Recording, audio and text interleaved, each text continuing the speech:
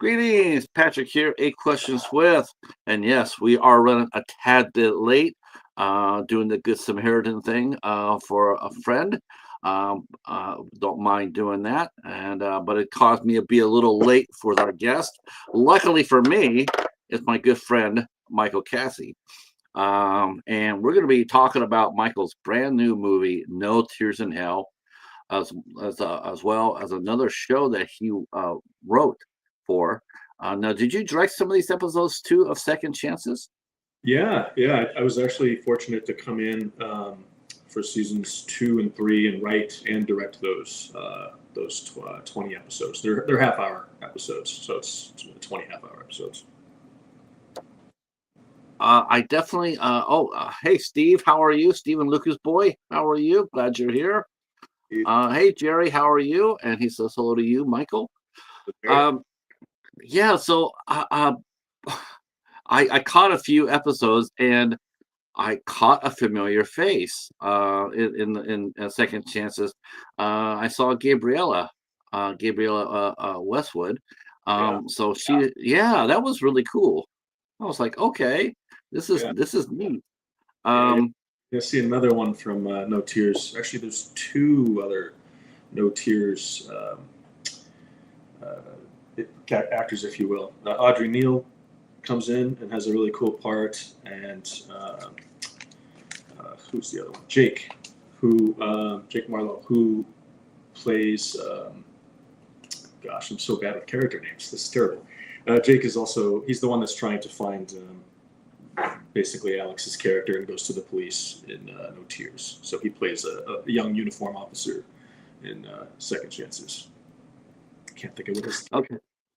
is. And Simon is here, and I'm going to take this one if you don't mind. Let me handle this one. So Simon said, look, I did see Hunter's Moon. I must say it wasn't my cup of tea. Huge Thomas Jane fan, but kind of let down by this picture.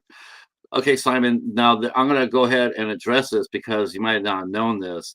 But if you go back on my page and you'll type in Michael's name, Michael Cassie, go to the very first interview and it'll explain exactly some of the things that happened on Hunter's Moon that were beyond Michael's control. Um, yeah, sometimes that happens to a filmmaker. Um, they just don't have all the resources, and so they have to do with what they can. Now, I too had said that too. In my review, I'm going to stand up and take my lump. I too said that, like about Hunter's Moon until I found the facts out. Once I did, it made the film a lot better. And now, honestly, Michael will tell you that I am on his ass like every other week. I'm asking for like, have you done anything with the family yet? I mean, have there's anything Yeah, new coming down? I think you I did that. mean, I think you did that last week. I think you said it last. Was it last week or the week before that? You had mentioned you had asked me about that. So yes, yes. And studio meddling can totally hurt a picture, and that's really what happened here. It was just a lot of fingers in the pie, and so it was really difficult for Michael. But looking back at it now, that movie has started to become a cult status movie. A lot of people are talking about it now. When I hear people talk about werewolf movies, I'm hearing Hunter's Moon come back at me, and I'm doing my part because I'm also doing it because I like I said, I just love the story. I love the concept, and man, I just you see movies with big budgets and they're just like shit. And you go like, how come a good film director, how come we can't give them that same kind of money to flesh out a movie like Hunter's Moon that deserves it because it's a fresh original story. I've never heard of this. I had never heard of the story like Hunter's Moon until I saw it, and I just think it's amazing. And I love the story, and I want to go back. I really do. yeah, Um, yes, but look at the money that was behind Primitive War. Look at the money and look at the money in the cast wise, Simon. It's a whole different animal. Let's see. Yep. So that's what I'm with you. Now, No Tears in Hell. No, nobody is going to be disappointed in that.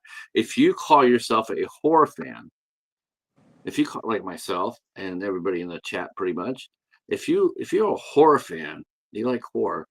No Tears in Hell is literally your dinner, your cup of tea. Definitely, it's definitely up your alley. It is a banger of a movie, Michael. Appreciate I was amazed. I was like, man, this is, and so I'm going to tell this too because this is exactly how it went. And I told this to both you and the PR person. So I've interviewed over 600 people, 700 actually now. I have never been shy about talking to anybody about anything, anytime. it. But your actor Luke Baines, who's in No Tears in Hell, yeah, I had my ass like looking for the exit. That guy is so damn good. He It is, yeah. creeped the hell out of me. It was just I can't think of a more awesome directing job than this because he's overpowering, and that's a good thing because he's a really it's strong. It's a strong performance.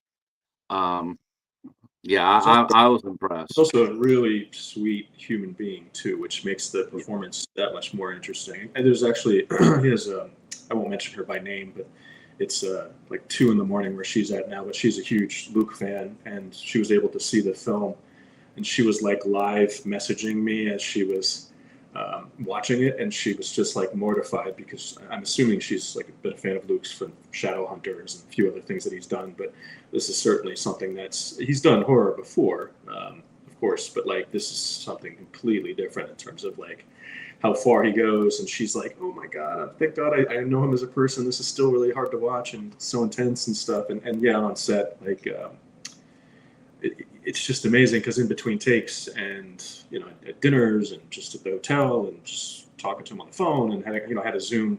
He had actually watched Hunter's Moon before he signed on to the movie, so he watched he watched Hunter's Moon, and we talked. I think we zoomed. No, I think we just talked on the phone. So, but just a really intelligent, kind, sweet human being. He's big into charitable causes, particularly around children. So he's just this great human being, this phenomenal actor that I was just really appreciative to have him be a part of this project because yeah, he just delivers and just an incredible performance, and that's just so interesting to see how he outside when the cameras are off. It's like a completely different person. Yeah, isn't it always something like that? You know, when you hear an actor, you hear about actor, and you wonder about them. There was I saw one actor do this movie, and I was just so like I was so turned off. I was just so turned off. And I knew the director of the film, and I went to him. Man, I was sitting there going, like, man, I don't know, because I wanted to review his film, but he had this actor in this film, and I was saying, honestly, man, I said he did this movie called Chaos, Mm, and man, I don't know if I could talk to that guy. He goes, he says, Michael, he says, this guy is the nicest guy. He really is. I worked with him now, and it's like it seems to be always that way. It's like you see somebody on stage on the film, and you just look at that, and it's hard sometimes to separate the actor from the human being because they're so absolutely. good at it. Um, it's hard sometimes, to separate, to realize that these are good people, and they're just doing a job. And if they get you to feel that way, they've done their job. And that's Yeah, how it was with Luke. With me, yeah, when I watched it, I'm going like, that's his job is to scare the hell out of people. Well, he yeah. got one here, um, and I was like, man. And then again, I love the cast too. So I want to go back a little bit because I want to know. Well, I mean, how did the film come about? Where did you hear about this story? Yeah, so there's an executive producer named Michael Tadros Jr. who I had met. Gosh, this must have been about 5 years ago at this point, through Arnold Rifkin, who helped get Hunter's Moon off the ground, who was also responsible for Hangman. So was, you know, Arnold's done a lot of great things for me career-wise. So I met Michael Tadros Jr. and we kept trying to figure out something to do together. And I think it was right around Christmas, maybe 4.5 years ago. I said to him, I called him up. I said, Michael, let's come on, man, let's work on something. And he goes, you know what? I think I finally found something that we can do. He's like, I got this partner. His name's Alex. He said, I want you two to connect. Give him a call. He has this really dark serial killer concept that he wants us to do. So I call him, talk to this guy, Alex, great guy, and he says, "Have you heard of the Siberian Ripper?" And I'm like, "No." And I've always been really fascinated by serial killers, so I was like surprised I had heard nothing about this guy. So he's like, "I want to do a movie like this. Here's the Wikipedia, here's some links. Do some research." And I got kind of carte blanche from those guys. Like they just said, "Go write the script." And I said, "Well, can I direct too?" And they said, "Let's start with the script." And so I wrote the script, and I remember, and I've been very open with this, I had a really hard time, Patrick, writing the script. I mean, like just starting at the script, forget about the movie itself. I did all the research, and as I'm writing it, at that point I started to have young kids, and it's a lot different, at least for me, because I've always been into horror, but now I've noticed since I've had kids that some of the stuff is just harder for me to stomach, even though it pulls in different heartstrings. And so my wife at the time was saying, like, what's going on? Like, because I kept taking these breaks, and I kept like just kind of like I wasn't my normal self. And I said, God, I'm just having this really hard time writing this. This is really intense. I want to be true to the material. I want to kind of put my own fingerprints on it. And so I wrote the script. And then Michael and Alex were like, yeah, I think you should direct this if you're up to it. I said, I would love to direct this. So they actually, at that point, they said, we don't know where we're going to send. They didn't know where they wanted to do the bulk of production, but they were like, Alex had just come back from a trip from, I don't know if it was a cruise or something, but he had been to Whittier, Alaska. And so he was like, I think we should send a skeleton crew up to Whittier, Alaska, get some stuff. He started sending me these buildings. So in the movie, there's this really decrepit kind of, it almost looks like a dorm type building.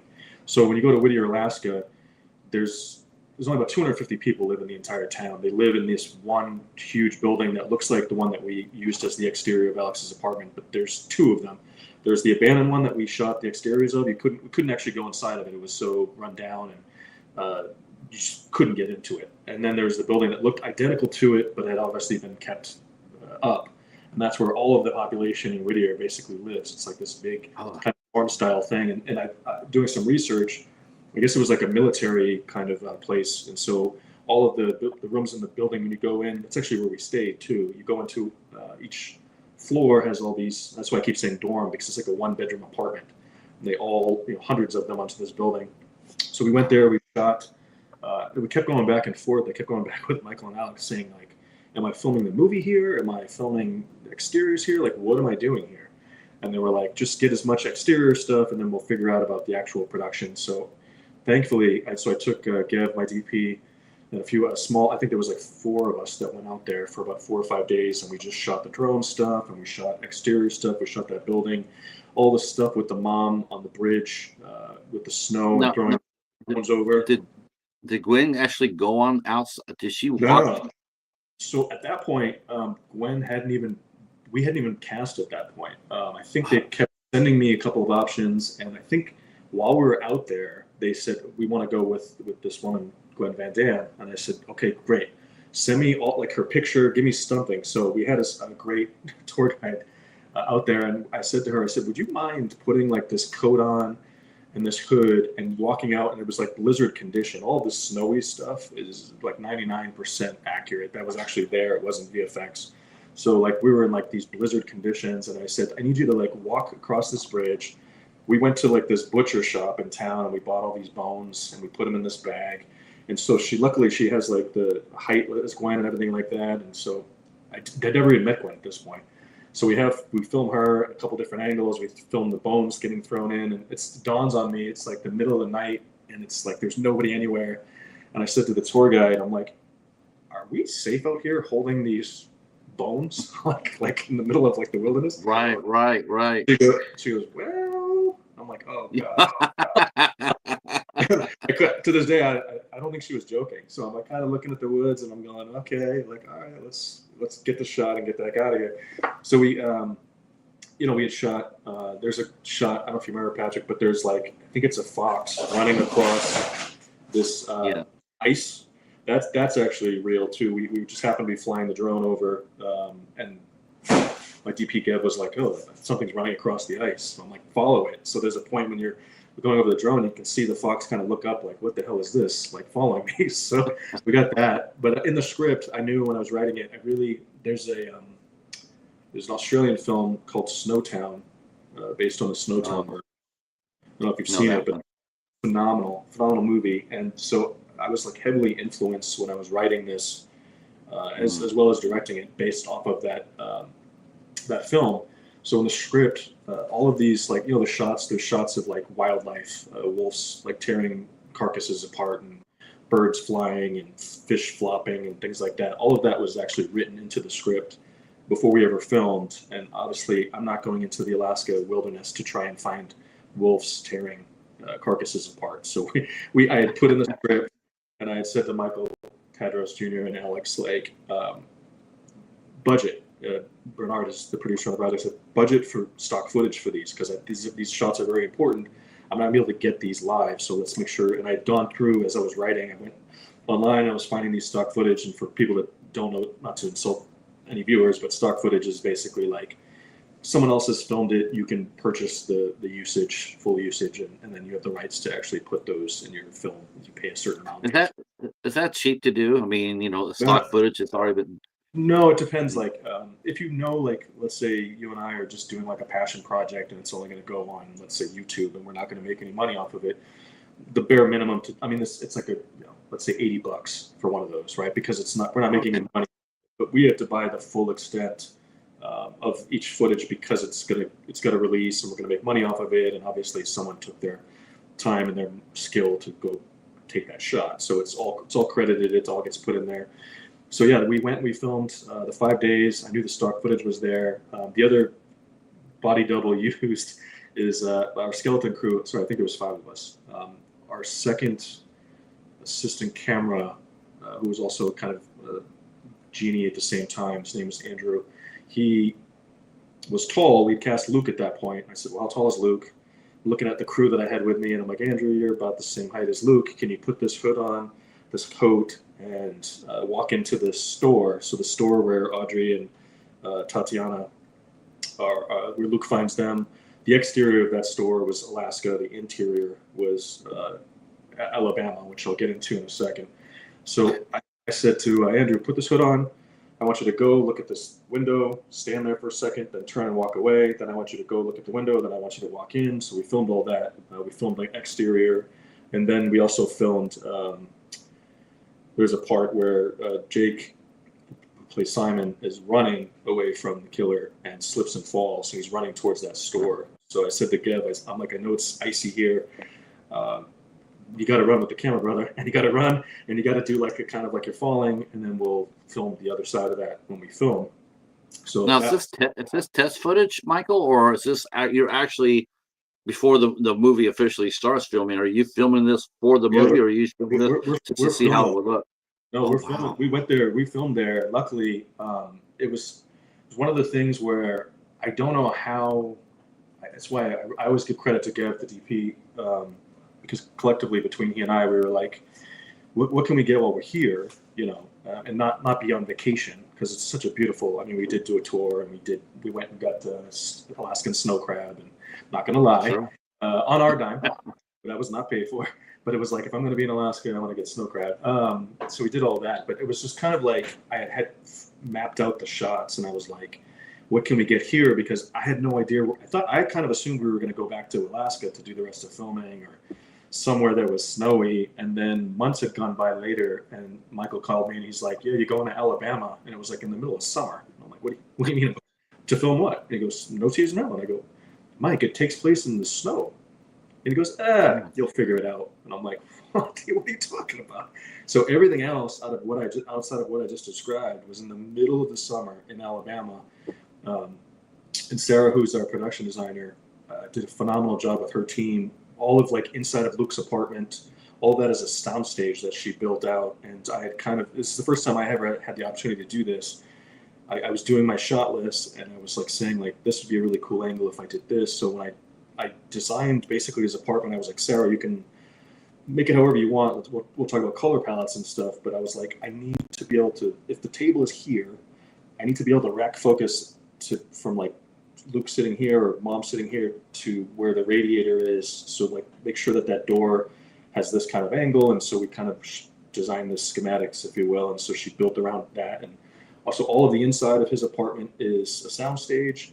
The hallways leading up to the apartment was an abandoned school in Alabama. The homeless encampment was like right outside the soundstage. And so it's like 100 degrees in the middle of summer. Oh my God. And Luke's got this big coat on. That was in Alabama.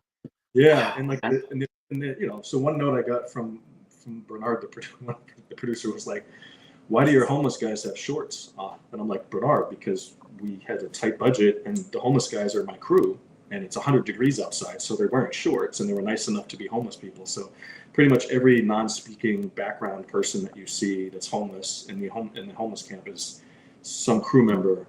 From the Alabama team. How did you get the colorization? Because the colorization looks like it is in Alaska. It's gray. It's overcast. It looked cold as hell. So this is how did you get that look? Like movie magic, basically. So like the opening scene is Jake is kind of moving to go talk. Laurie is moving to go talk to Luke. And so anything that was, like you see that there's a lot of upward shots, so you get a lot of sky stuff, so you can't really see the dynamics. Some of where it was a little challenging and where this is kind of like pulling back the curtain, if you will. When Jake is kind of running away from the killer, again, this is the middle of summer, so we drove all around Dothan, Alabama, and they had this like downtown is this beautiful area, but it's like kind of abandoned in certain spots, and there's a railroad track and stuff like that. And I'm like, God, there's a lot of green here. Are we going to get kind of crucified for this? And I'm like, you know what? It just kind of is what it is. And we kind of separated the script at that point. Once I realized we were there, if you look at what we did with the stock footage, there's shots of like icicles dripping and then like the fish flopping and stuff. And I was kind of implying that kind of maybe spring had happened at that point. So we were allowed to get a little bit more green. And also story-wise, in the true story, they started to find bones and things like that as stuff started to thaw out. Sorry, hold on one second. Hey, stop. I have a cat that is like now deciding to use a scratching post. Stop doing it. It's so loud. I'm like, so it's the writing room. They're coming up with new ideas. They're just kind of they're like, oh, attention. But yeah, I needed the bones to kind of be found anyways as part of the story. So like there's a middle point where you see like the ice dripping and then like the water's kind of melting a little bit, and then that's when not to ruin it, but that's where the skeletons found the dog. So we kind of wrapped it around that way, and I just tried to say make sure we don't have any green really showing prior to that moment, and that's how we were able to do that. And a lot of it was just interior stuff too. So at that point, we were, like I said, we had this really cool warehouse that Sarah and her team was able to really put together this inside of his house, his apartment, which is, you can't tell. I mean, I look at it now and I go, God, it looks like an actual apartment. No, and then we shot inside of a store in Alabama. So again, like the outside of that store is Alaska. The inside is a small store. That's amazing. That's amazing how you guys do that. It really, truly is. I've seen that where someone will sit there and say, I think he told that about Hunter's Moon, how one time someone would come in and you see them walking through the doorway. They're in, in Texas, and you walk through and they're in California. And it's like, I mean, you watch it, you have absolutely zero idea that's exactly what happened. It's amazing how you guys do that. Well, that's like we talked about. Yeah, Hunter's Moon, for your guy that was asking about it. Like part of it was shot in Kentucky, and then we had to shut down and recast and reshoot the bulk of the movie in a short, extended period of time in California. So in Hunter's Moon, the front of the house is all Los Angeles house, and then the sides and the back are all this historical house in Kentucky. We used three different cars for the family car because we couldn't get the same car from Kentucky, and so you have to get really creative, and you just kind of pray and hope and cross your fingers that like people aren't going to just be like, God, this is so noticeable. And so I say No Tears took it to a whole nother level because, like I said, I keep going back and thinking, we're doing a take, and Luke is like that wearing this huge coat, and I'm sweating in like the t-shirt, and I'm going, God, as soon as I can say cut, get that coat off that man, get him some water, fan him, like do whatever you can, because we shot all the the Skid Row area outside, and it was hot. It was incredibly hot. So all of that was yeah, and then Sarah and her team did some fake snow. There was some fake snow, not falling, but on the ground when he slips and falls. The other side of like I said, when we're in Alaska, we had my DP run and then slip as if he's the point of view, and then when he falls and bangs his head, the pointing down, they made some fake snow and ice around him. Again, in summer, in like the middle of this area of Dothan that's like a city area. And so like, they're on the ground and the guy leans over on, and so that was, again, it was just like kind of marrying those two worlds. And so I think with having enough of the footage we shot with the drone stuff and the wildlife stuff. What was the main reason why you shot in Alabama? It was because of cost. I mean, Georgia's not right far from you. Wouldn't it have been a little bit better to film there? That time of year, well, I think that time of year we would have the same weather issue regardless of where we shot. I think, and so my producing on this project kind of happened after the fact. It was less of the actual physical producer, but yeah, I think the team in Alabama, Stephen and MD, they put together this amazing team, and Stephen's since passed away. So rest in peace, Stephen. They put together this incredible team in Alabama, and it's interesting because I've worked with a lot of the cast and the crew from No Tears on other projects. So like our special effects, Nathan Bright, who did all of the body parts and all the blood and guts and gore and stuff from No Tears. I just shot with him in Missouri on a project, Rough Draft, that I just did. So I carried him over. Larry, who's in No Tears, was in that movie, as was Gabriella. So I try, and it's funny how you do these movies and you, for lack of a better way, work your ass off and just push, and you do things on a really tight budget, and then you find these amazing crew members and cast members, and you hit it off, and you're simpatico, and you just kind of like want to work with them again. And it's how I met Gabriella, who's like one of my best friends, was from No Tears. Well, and she's incredibly gifted. I mean, all the ladies you had, Audrey. I mean, Audrey's really, I like Audrey. Audrey's a cool chick.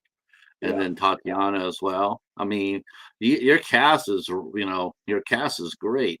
So I mean, that's a testament. Normally, I don't have casting directors on a lot of my projects, but Debbie Sheridan was the casting director on No Tears, and she just got this phenomenal cast. We were going through footage and stuff, so a lot of the people auditioned, and it was just through looking through auditions to find those pieces. I mean, obviously, I had worked with Tatiana before in Purgatory, so I brought her in. Eric Fellows, who plays the police officer, I worked with him in Purgatory as well, so I pulled those guys in, and I think I met Audrey through Tatiana, and Audrey put herself on tape and auditioned. But the rest of the cast, I think Gwen actually auditioned as well, interestingly enough.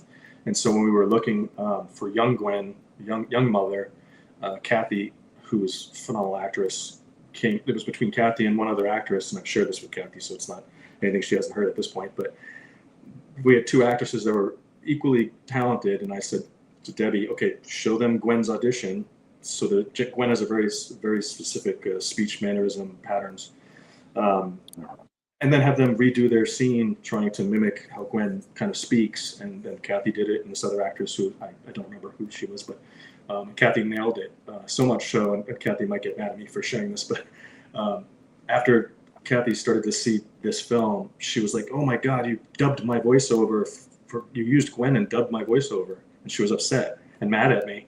And I said, Kathy, what are you talking about? And she's like, that's not my voice, that's Gwen. You did Gwen's voice over my voice. I said, Kathy, I swear to you, that is your voice. You were just that good at mimicking Gwen. That is your voice. We cleaned it up in post, but it caused like a riff. We had she was like upsetting me to the point where I was like, whoa, whoa, whoa. And then afterwards we obviously kissed and made up. Well, she must have been really, I mean, sometimes, has that ever happened, Michael, where an actor will come onto a set and maybe they're, not saying Debbie, because I don't know her, but has that ever happened where actors come on set and they don't, and maybe are lacking confidence in their development of their character they're playing. Like they know they're playing the character and they're trying to get into that skin, but I mean, but they don't feel confident that they're doing that. You know, like something's. I mean, to us, it looks absolutely fine, but to the artist, to the actor, they're sitting there going like, "Man, I'm just not getting this." Has that? I mean, I has that think, happened? yeah, and I don't think Kathy was that way at all. I think she came in incredibly confident. I just think she hadn't kind of heard or seen herself. And again, there's something else I should put out there. Like we filmed No Tears in Hell like 4 years ago, so it took a while for certain things in terms. It wasn't like reshoots or anything like that. There wasn't any problems with the movie. Just the way that Hollywood kind of works sometimes. It just took. Mhm. There's a slate of films that had been done in terms of getting it to post and a bunch of films, and it was kind of in line to get to the post, and so it just took a while. So I think it was just kind of in her case, she had been removed from the character and probably played a bunch of other characters because she's incredibly talented. Right. 4 years had gone by, but no, I think as a director and coming from theater when I was younger and coming from the acting world, and then being a parent and also running restaurants and stuff, part of like directing is I guess a leadership role, if you will, is like trying to understand people in general and how different people need different things. And so, a lot of newer actors sometimes are questioning what they're doing. I've worked with actors before that have some kind of pull in terms of maybe they're investors on the project as well, or they're like producers, Right. and even them, they're like, "Can I see my take?" That happens a lot. And I'm like, "No." They're like, "Come on, let's roll back. Let me see the take." And I said, "There's nothing you're going to see on that take that's going to make you go, oh, this is great. Let's move forward." Because a lot of filmmaking, it's not like theater where you go out there and you do your performance and the audience is right there and it's a monologue and it's just you and the audience and the audience is giving you the feedback right there. Filming is a lot of it is editing, it's sound design, it's music, and so you have to really trust. There has to be that level of trust between the director and the actors and the crew as well. Everyone has to kind of work collectively. So I would tell actors that, like, can I see that take? It's like, you're not gonna. It's just a take. You're not gonna. No Right. offense, but like, you're not gonna look at it and go like, oh, I nailed it. You're just not gonna see that, unless you direct. And not to say that directors are better than actors. That's what I'm saying. I'm looking at it through a different lens, so to speak, than an actor is. Right. So I learned pretty quickly on any set which actors, and I won't say coddling is not the right word. It's just supportive way that you Sure. look at certain actors want. And it's just I have 2 kids. My 2 kids are 3 kids, actually. They're all different in regards to what kind of support they need in terms of like when they're doing something. One child I Right. might. It's no different than actors. So when I'm on a set, if I have a cast of 12, there might be one or two that I notice right away. I'm like, I think I need to keep their confidence up a little bit more, or there's one that's very headstrong and they already know what they're doing and they've made interesting choices, and it's like those ones I don't want to kill those interesting choices, so I want to empower them, but also if I need to massage that a little bit, sometimes there's not overconfidence, but I have to approach that very differently than a newer actor where I'm just kind of like, hey, kind of looking for something like this. What do you think about this? Can we retweak it? But if there's a veteran actor, uh, you approach it differently because they've forgotten more about filming than I've already learned. So it's like one of those things where you just kind of have to navigate the waters as to who you're working with. And it's no different with crew.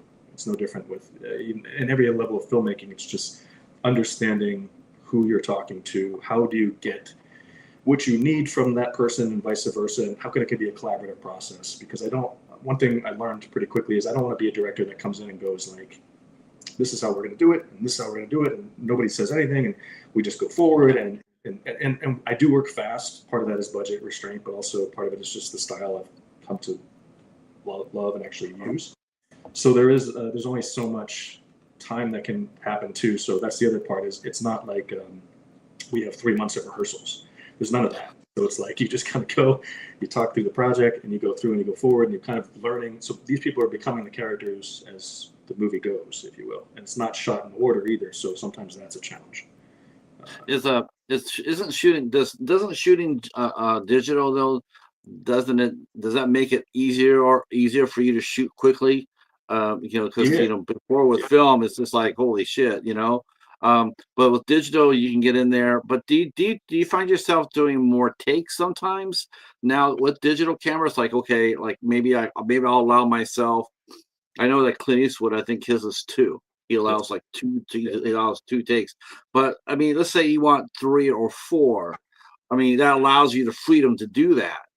yeah. And as far as the actors, with a veteran, does a veteran basically just need to see like one time, like how do they look? Okay, that way I'm comfortable where I'm at. I look at the shot, I see exactly I'm supposed to be right where I'm supposed to be at, and I'm done. You won't see me again asking for anything because I'm confident where I need to be. Um, and do I, younger actors are the ones that probably ask you probably more than not if they could see the shot again, is don't they? well, again, I don't show any actors any of the takes. I just refuse to do that. I just don't. Nothing Right. good comes out of it. But to your point, yeah, when you finish a take, so there's two things. Like, so if we were using film, which I've never done, you get 16 minutes of film, and then they got to change the reel, so it's like very Yeah. specific, very costly. So digital, you can just continually go. Although my producing partner Clay on this last one was like, you got to stop using these long. What I get in the habit of doing, it's an energy thing for me. So if the actors are close, so when I say cut, I'm looking at three things basically. I'm looking at the performance, the visual itself, and then I'm also looking at like my DP and the rest of the crew. Is there an issue technically? So like, let's say there's a boom that went in the shot, or a light goes out, or someone's not hitting a spot. So there's like three things that I'm looking at, and I have to do it relatively quickly to try and keep the actors in the thing. So like what I would do, and I brought up Clay because I guess the thing about digital is the more you let the camera roll, the hard drives get more. You're filling more and more of these hard drives, and they can be expensive. So I would take like a take that should be like the actual film itself, like if you will, like as a 1 minute on camera. I would let that roll for like 12 minutes because I would just keep doing take after take because it might be an energy thing where we're so close, or I'm just like, yes, let's go, let's go, let's go, let's no one move, everyone just go right ahead, go right again. And so you get these really long takes. And so Clay this last time was like, I know why you're doing it, but you got to cut those down because our hard drives are just getting longer and longer. So there's a negative to that too, but it's also again like if an actor is nailing it, and let's say the DP just he's like he sees something, and that's the other thing. Like Gev sees things that I don't necessarily see. It's like and I just look at him, and he'll go like, I need one more, and then I just if I'm doing my job right, and this is for actors that are watching, an actor shouldn't know why we're doing another take, in my opinion, unless I'm specifically asking them to do something differently. If I go in and give Right. them notes or something, that's different. But if the director just wants to go again, it could be a whole litany of reasons. It could be, we had a sound issue, we had the light change, the sun went over and it did an overcast thing, and all of a sudden we don't like the way that the color looks all of a sudden. So there's just things. So the actor, if I'm doing my job right, the actors can stay here, the crew can move around them, can do different things, can adjust lights, and I also I have secrets that I'm not going to tell. I'll keep those secrets. But I did not know that about the digital cameras. I yeah, thought basically it was like, you shot it, and I never thought about, like, okay, well, they shoot it, and then they keep the couple of takes they want. They yeah. download it, and then they clear the camera, and then they're back up to the Well, next that's shot. it. But there's still a level of like, if you think about it, have you ever gotten like that notice on your email, like, oh, you're running out of, or on your phone, like you're running out of Yeah, space, buy more right. space. It's very similar to that where, yeah, they come on, these little cards or whatever, you upload it in, there's a DIT, it's a technical position where they're uploading it and then they're sending that to the post house and the editor and stuff. But those cards can fill up quickly. That's the other thing is I'll be watching monitor and I'll see this blinking thing. There's two blinking things I'm looking for. Is like one is the battery's dying, so we have to switch the battery, and I can't have the battery die in the middle of a take. And the No. other one is the card getting full. So those are two things. And again, if you're doing your job right, technically as a crew, as director, and the rest of the crew as an extension, the actors should have no idea of this. They should just be able to stay. And for me, it's like building this world, this safe space where they can come play in the sandbox, if you will, to do the job because they're playing a character. They have to kind of go into a thing. So the less technical I can get and all this stuff filling their heads and crap, I'd rather just go like stay, stay, stay, stay. And that's why I do take quick takes. And I'm closer to Clint Eastwood. And I tell actors this before I work with them. That's why I keep working with the same actors. I'll give you 1 to 2 takes on your close-ups, and then I'll ask you, like, if I got what I want, I'm going to move on. But most of the time, I'll ask an actor, I'm good if you're good, and if they say I trust you, let's go on. Every once in a while, they'll go, can I get one more?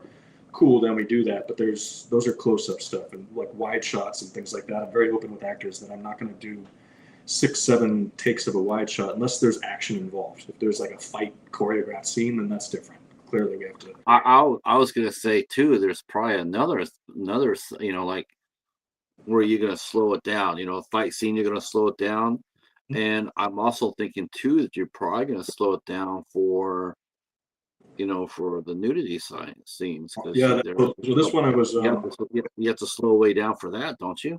Yeah, so Nathan and his team, mainly it was Nathan, Jennifer, and I went in telling them, like, I had never worked. Nathan Bright is incredible special effects makeup artist. I said, how much, like, be honest with me, how much time do you need to do some of these blood effects and things like that? Because I want to give enough time for those, because if those look campy and ridiculous, it totally takes you out of the film. And there's a real realism to this. It doesn't. And believe me, I'm actually thinking about it right now, and my stomach is like flipping over a little bit. Like, I don't look at my bathtub quite the same way again. Thank you very much. 100%. So the things like that, and then the nudity. You have to, if you're doing nudity right, which I've been open about this too. I've done so much nudity that to date, not by choice. A lot of the times, like this one, nudity was very specific and it was written into the scripts. And I talked to both Gabriella and Michelle, who are the 2 actresses, what I wanted to accomplish, make sure they're comfortable. But we cleared the set to the bare minimum of people. We shut down the monitors out there so people aren't sitting there watching these people naked, and you give them the space to feel safe. And Jennifer, who was a part of Nathan's team, also operated as our intimacy coordinator. So she was kind of there. So there was a female there to be comfortable, robe and all that stuff. So I wanted to spend a little bit more time on that, because you don't, at the same time, as a man directing this, all the blood and guts is uncomfortable, but nudity is even more uncomfortable, because it's like, here's someone who's trusting you emphatically, not to be vulgar, and being raised predominantly by my mom and raising a daughter myself, the last thing I ever want is anybody, male or female, to feel they're already vulnerable, completely naked. So it's like, how do you make that safe space? And it goes back to your point, I'd rather rush through some of the other things so that you can spend a little bit more time there, so you could make sure that we're not pushing these women to be uncomfortable, or like, even like, again, the blood and guts stuff, getting away from the nudity for a second. It's like, I can't rush Nathan so that he's if I rush him too much, it's not going to look good. So rather than do 9 takes on someone saying a line, I'd rather give a little bit more time to that too. And then, again, just like you and I are talking right now, if I was filming us talking, if I mess up my line and your lines are perfect, we're cutting back and forth in the editing room anyway, so nothing has to be quote unquote perfect. There's a lot of performance that's built into any film or TV show that you watch that's done in the editing bay, because that's part of filmmaking as a whole. So I think that's it. And I was very fortunate with this cast and with this crew. No problem childs. Everybody came to work. We had fun, like I said, in between takes. Oh, your cast is stacked. We got to talk about your cast, and I'm going to talk about how you casted it, because that's what really, to me, that's the heart and soul of the movie. Luke's performance is I would say it's probably the soul, and Grace is Gwen is, I keep wanting to call her Grace, but Gwen is probably the heart. Those two. I mean, everything's wrapped around those two. We haven't mentioned that Gwen passed away after the movie was filmed. Was it unexpected? I mean, I know she.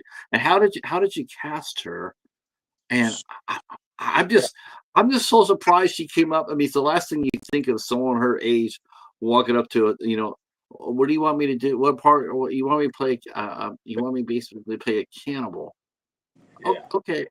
It's just that's got to be a hell of a story behind this. So how did it roll out? So casting wise, Gwen and Luke, Michael Tadros Jr., and even more so Alex, were more involved with those 2 parts. So though I give them, and Debbie Sheridan, I don't know where Debbie started and they finished or whatever, but those 2 pieces were kind of I don't say given to me, but because like I said, Gwen put herself on tape, but they were like, these are the two people that we want to use. And I had already seen Luke in a movie Wes Craven presents. I want to say Girl with the Photograph or something like that. I had already seen him in that film. And I thought, okay, yeah, he's great. I wasn't very familiar with Gwen.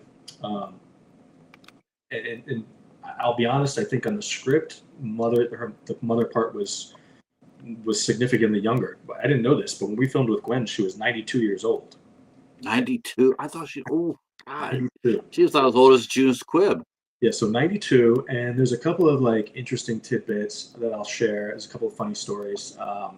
So the first one, well, there was the sound guy kept coming up to me, and at first, let me just say, Gwen, phenomenal professional. Sound guy kept coming up to me and saying, like, I keep getting like this feedback. I don't know what it is. It's in my ears. Whatever. And I'm sitting there, and I don't know if it was me or the sound guy. And he goes, I think Gwen might have hearing aids in.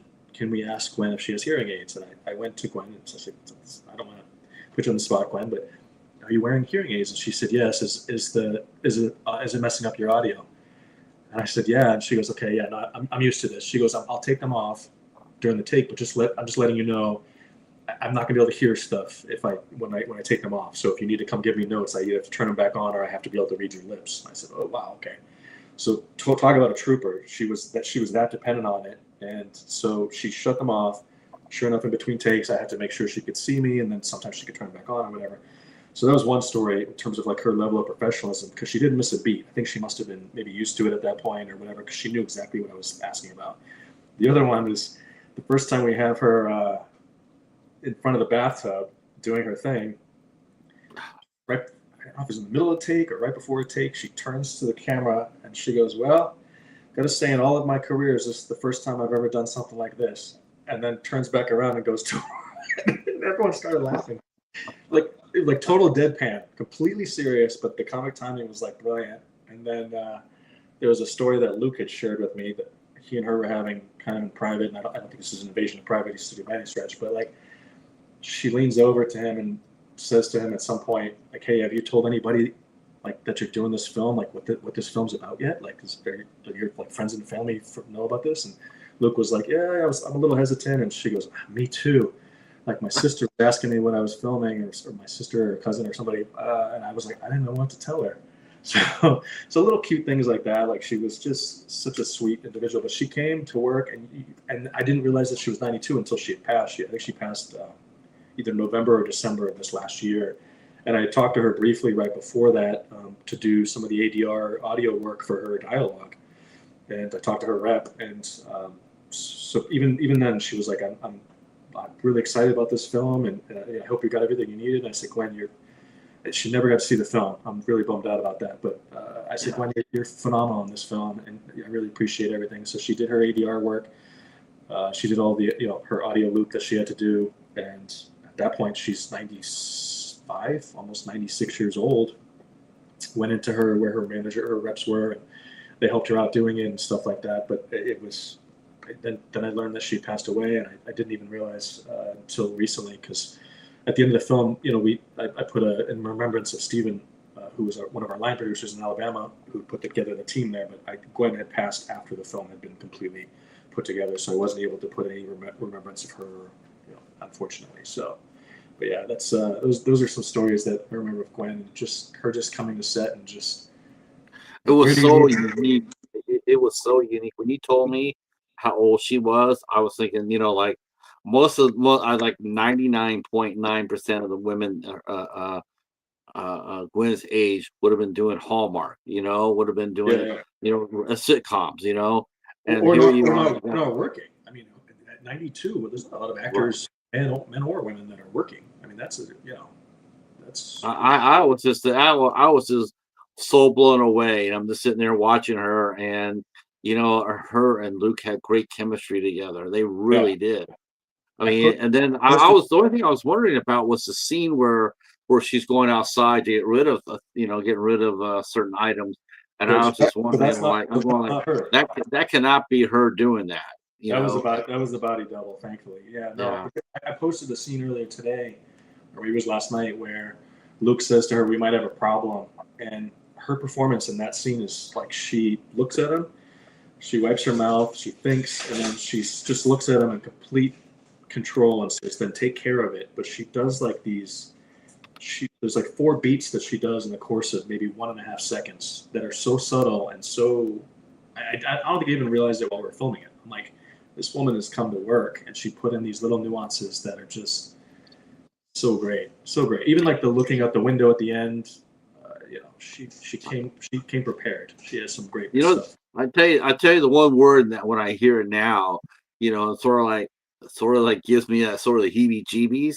Yeah, Is when someone says baby, because she says, okay, baby. And I'm just like, oh, just like it's so creepy how she said it. It's like so effective, because, yeah, maybe normally if they were just normal people, but knowing what they were, it says, you gotta be careful, baby. And it's just like, you felt, it was just like, oh, you just got the heebie-jeebies.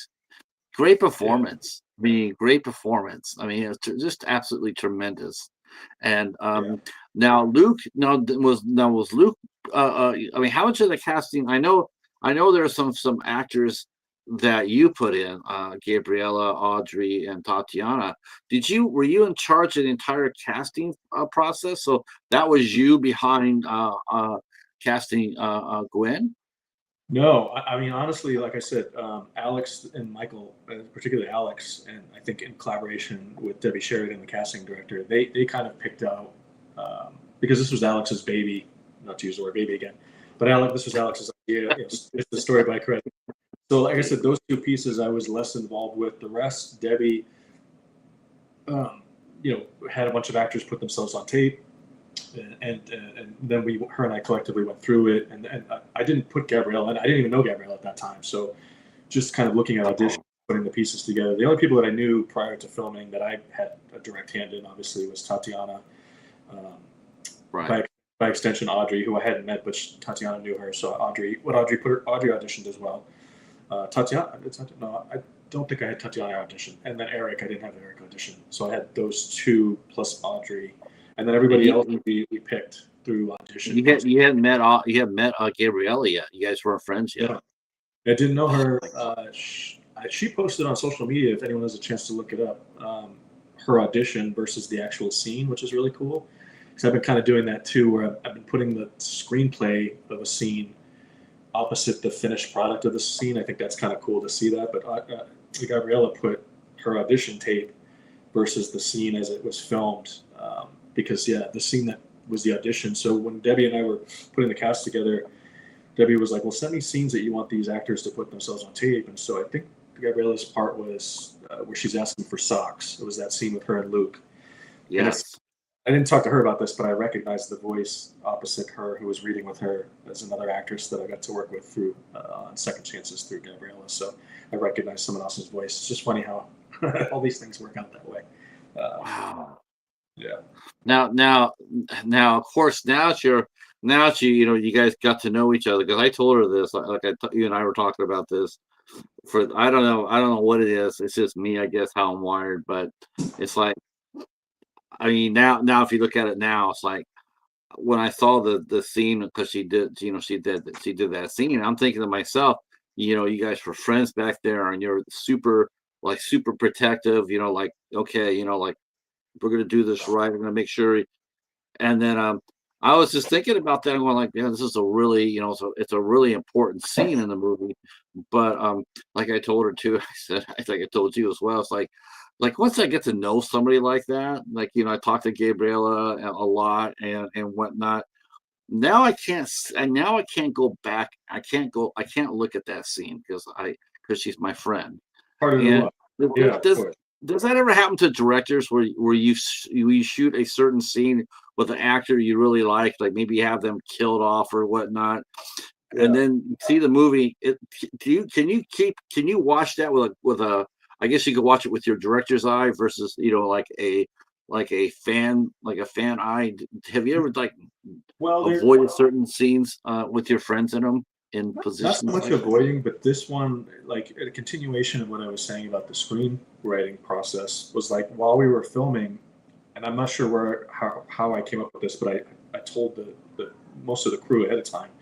there's going to get to a place where there's the violence where it's going to be incredibly uncomfortable, and me as a person, as a human being, as an empathetic person, I'm going to want to say cut when it gets too far, but I'm not going to. When I hit that moment, I'm going to let it go further. So I'm just letting everybody know that. I let the actors know that. So like there were a few moments where, and I've been open about this, where people were kind of like the crew members were at monitor and just kind of walking away, like glassy eyed, some tears. Like it's really hard to watch. Like Gabriella's scene in particular was one of those.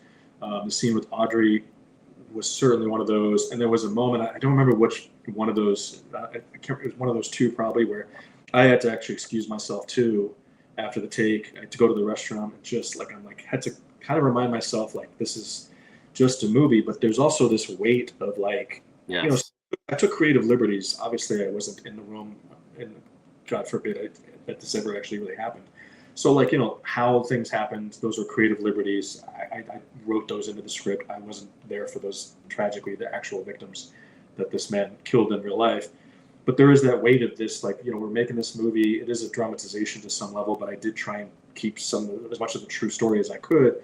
So there's this weight of like, okay, yeah, we're making a fictitious thing. I know the fake blood. I've seen the fake stuff. I know these actors. They're going to be able to get up and walk away afterwards. But people that actually this happened to couldn't walk away, and this actually happened. And in real life, they were much younger than the cast that I had. Some of them were like children, and so it's like that weight. Even as I'm saying it now, there's like a heaviness to it.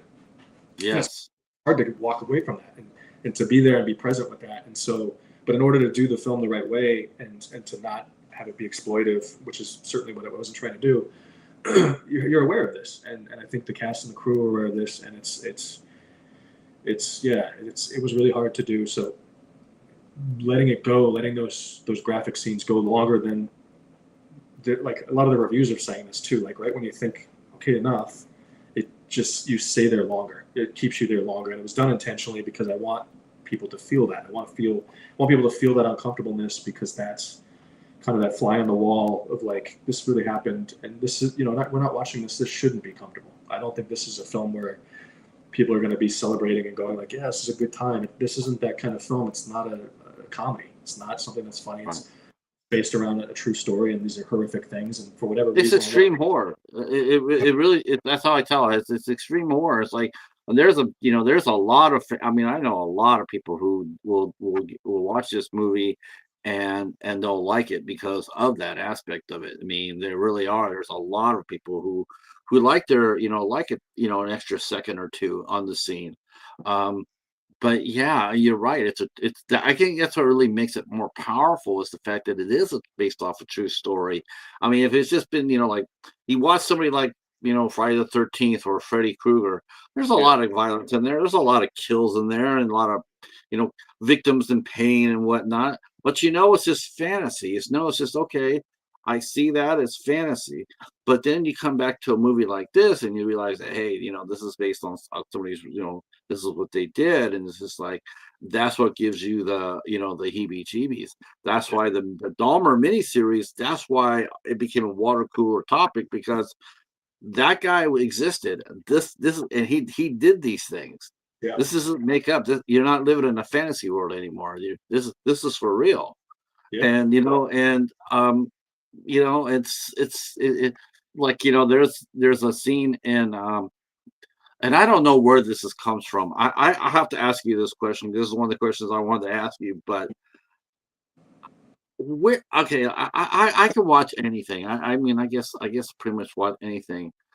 So the one I think even more for me, what got me too was, and you're not the only filmmaker to do this. I just don't know if this is just like a new trend in horror or what the fuck's going on with the necrophilia? Is that I mean, is that a thing now? I mean, do when you make a horror film, do you look at other films to see what people are sort of digging on, what they're sort of liking on? I mean, maybe not with this movie since it's based off a true story, but just horror in general. Are there like, So I don't want to say ape another filmmaker, like let's make a one called Megan 2 and put it out there at the same time.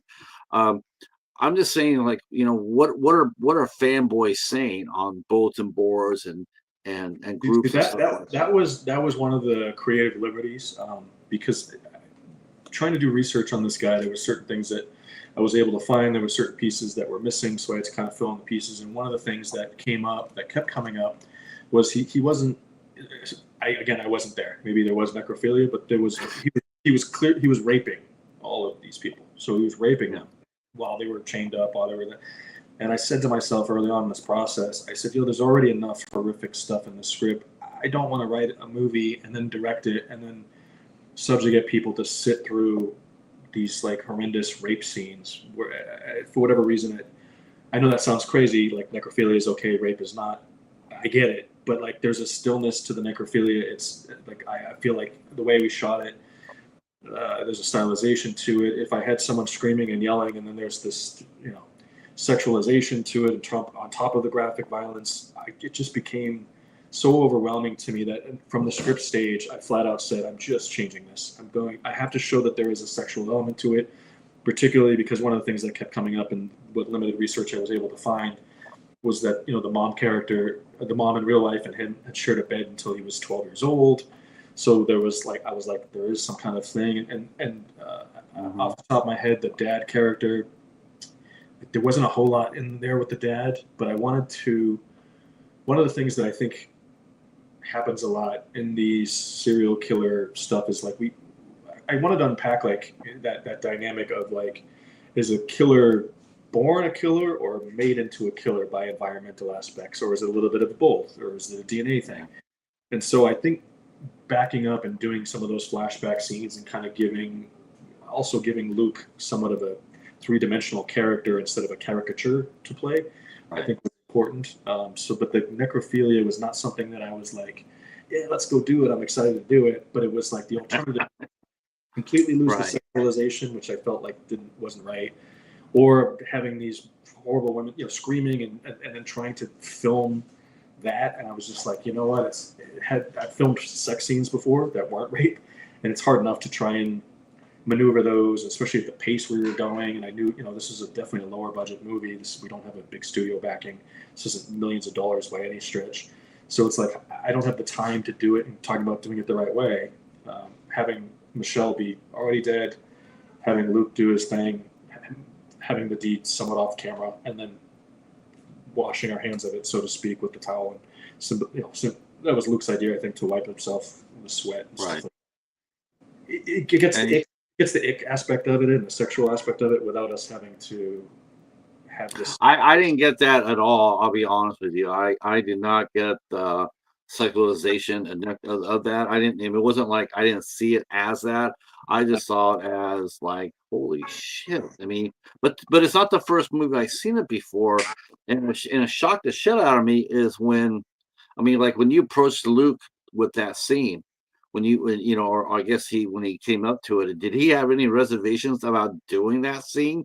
Because that, I don't know. That's bonkers. That's a bonkers scene. I don't want to say in all things possible, we've seen lots of sexual assault in movies. We've seen that. But I can tell you right now, I can count the scenes that I've seen where there's been necrophilia. I could probably, on one hand, can I tell you 5 movies that I've seen it in? Yeah. It's just so utterly jarring. It's like, what the hell? I just wanted to know if and how did you have to talk to Luke about this? Was he aware of the? Obviously, he was aware of the script. Was he aware of what he was being asked to do? Because that's a risky scene to shoot, don't you think, as an actor? Yeah, he's basically simulating getting off on it too as well. So he was certainly not comfortable filming it. I'll just say that. It was this whole thing, commitment to the part, and let's go do it and just get it over with. And clearly, when he's doing the simulated thing, Michelle's not under him. That's again, movie magic. So it's just the bed and him. So there's that. So it makes it a little bit easier, where it's just going back to the make believe aspect of it. But yeah, they're it's just one of those things too, where there was a buildup of how horrific can this situation get, and that's kind of that gradual ascent into madness and just horrible stuff. And some of my friends that have watched this or family members are like, every time I thought it wasn't going to get worse, Jesus, you go and you make it worse. And it's like, that was intentional, clearly. Yeah, that's the compliment. That's the compliment. That's how I felt too. It's just like, I'm thinking, I've seen that, like, the only thing that threw me off, like I said, the only scene I could not watch, I couldn't watch Gabriel's. I just it was, couldn't. really, Call me a wimp, so Yeah. be it. I can handle that. I just couldn't watch it. I just, I know, but she's like a friend, and it's just like Yeah. I talk to her. We love Haley Bennett together. I mean, I just Yeah. couldn't watch her. I couldn't watch her do that scene, but I also know how important it was, and it drives the story, it drives the narrative. Totally understand that, and totally support it. It's like, and hats off to her for doing it. I mean, that's a hard scene to act in. That's a Yeah. hard scene to do. One of the first conversations her and I ever had was a phone call, and I think we've laughed about this since. Was like, I told Debbie, the casting director, I was like, I want to talk to the two actresses that are going to have the nudity, and kind of just, I've done this enough to know that I don't want that first time to hear my voice and to see me the first day they're showing up on set, they have to have nudity or even the violence. And I'm talking to Gabriella, and I don't know her from Adam, and I'm just kind of like talking, and I'm uncomfortable. I'm just kind of like, we'll do it classy and we'll do this thing. And at one point, I don't know if she just, because her and I just kind of get each other now, but she was like, I'm totally fine with the nudity. Like, I've done it before. Don't even worry about it. Like, she was just like, you're stressing out about it. You don't have to stress out about it. And I'm like, oh. She goes, yeah, I've done it before. Don't worry. I'm totally fine with it. And then Michelle was cast very late. I think we had one actress. She couldn't do it, so Michelle was cast, and she was supposed to just be nude from the back. And then when we're doing the stuff in the tub, she had like clothes on, and she just looks at me and she goes, "Does it make more sense if I?" She's like, "I don't really care. Like, are you worried about like seeing like a bra and stuff?" And I go, "Okay." So she was like, "Yeah, it makes more sense if I'm topless too. Like, just whatever." Like, I was amazed to see like the level of like, because also this is a society thing too, especially in the United States, where we're like completely fine with like uber violence, but God forbid we see nudity.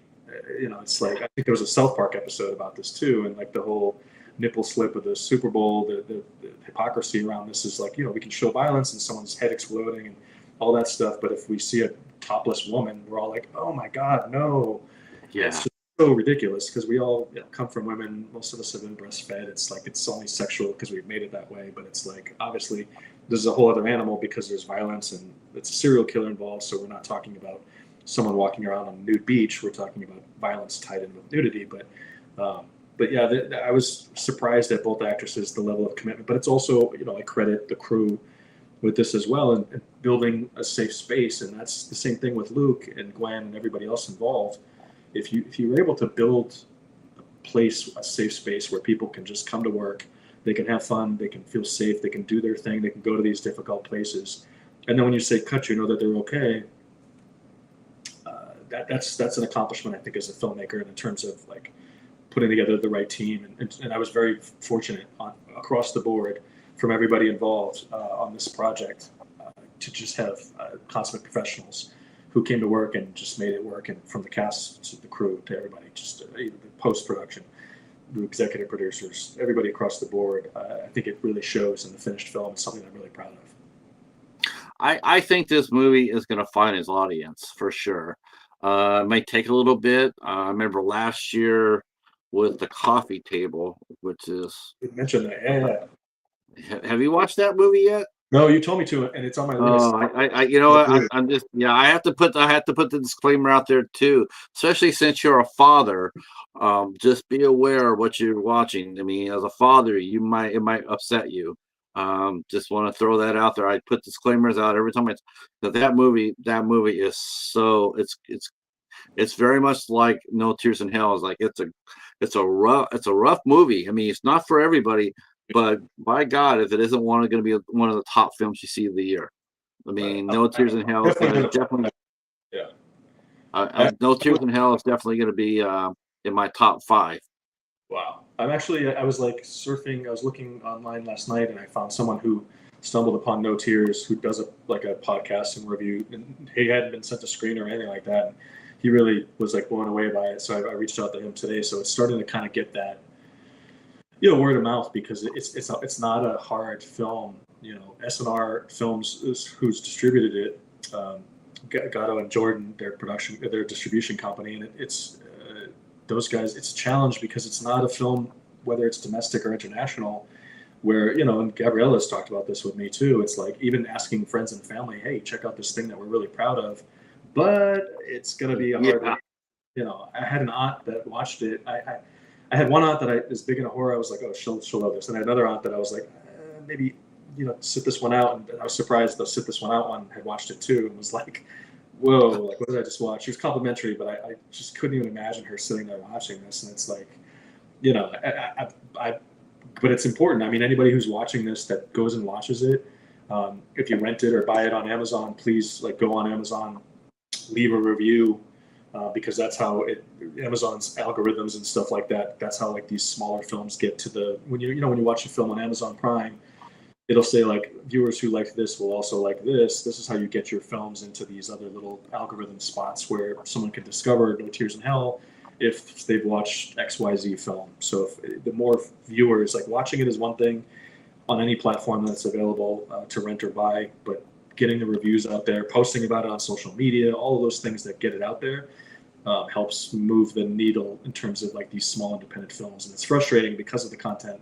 It's not for everybody, but the more eyes and ears that we can get and mouths talking about it, the better. I enjoy talking about it. I mean, I maybe there's this small part of me that has that little dark shadow, because I mean, I like telling people about I like telling people No Tears, and I like telling, I watched this movie Malicious, and I like telling people about that. It's like, yeah, go ahead and watch that. And then you sort of sitting there going wait till they get a load of that.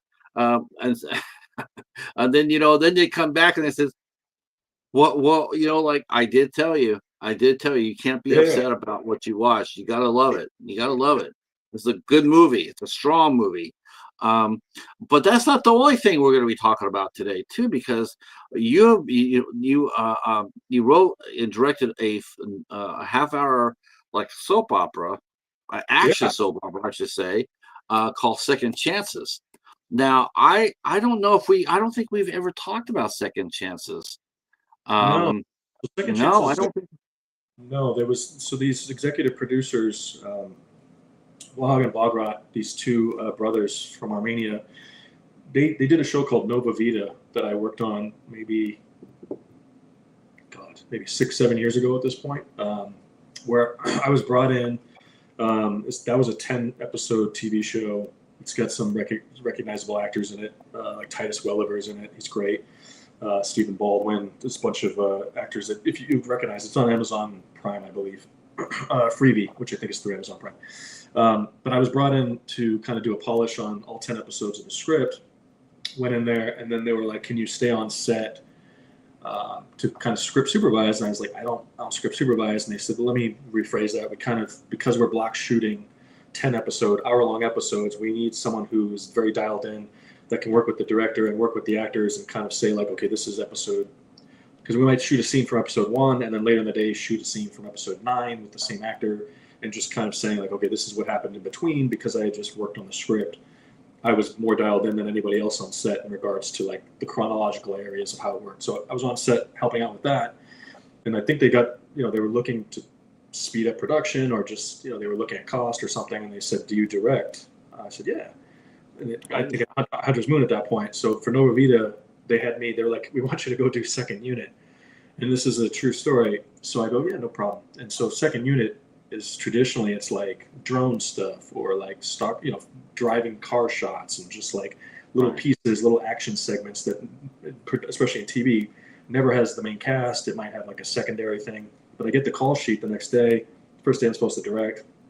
At that point, I had only done part of Hunter's Moon. I hadn't even finished Hunter's Moon. We had shot the part in Kentucky. We had to shut down and recast. We were recasting, and then I was going to go shoot the rest of it, and we shot it here. So I still had only limited directing experience in terms of features at that point, but I understood narrative. I obviously, Hangman had come out at that point.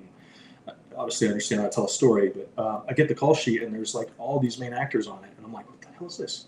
So I'm basically shooting a second unit of the first unit too. So they just went like this for the rest of production, where I was just shooting scenes, and the other director, Santiago, was shooting his scenes, and we were sometimes borrowing direct actors, and one actor would go from me to him, and we were shooting all over LA, and it was just this like crazy experience where it was like, I think maybe I'd done Purgatory at that point too.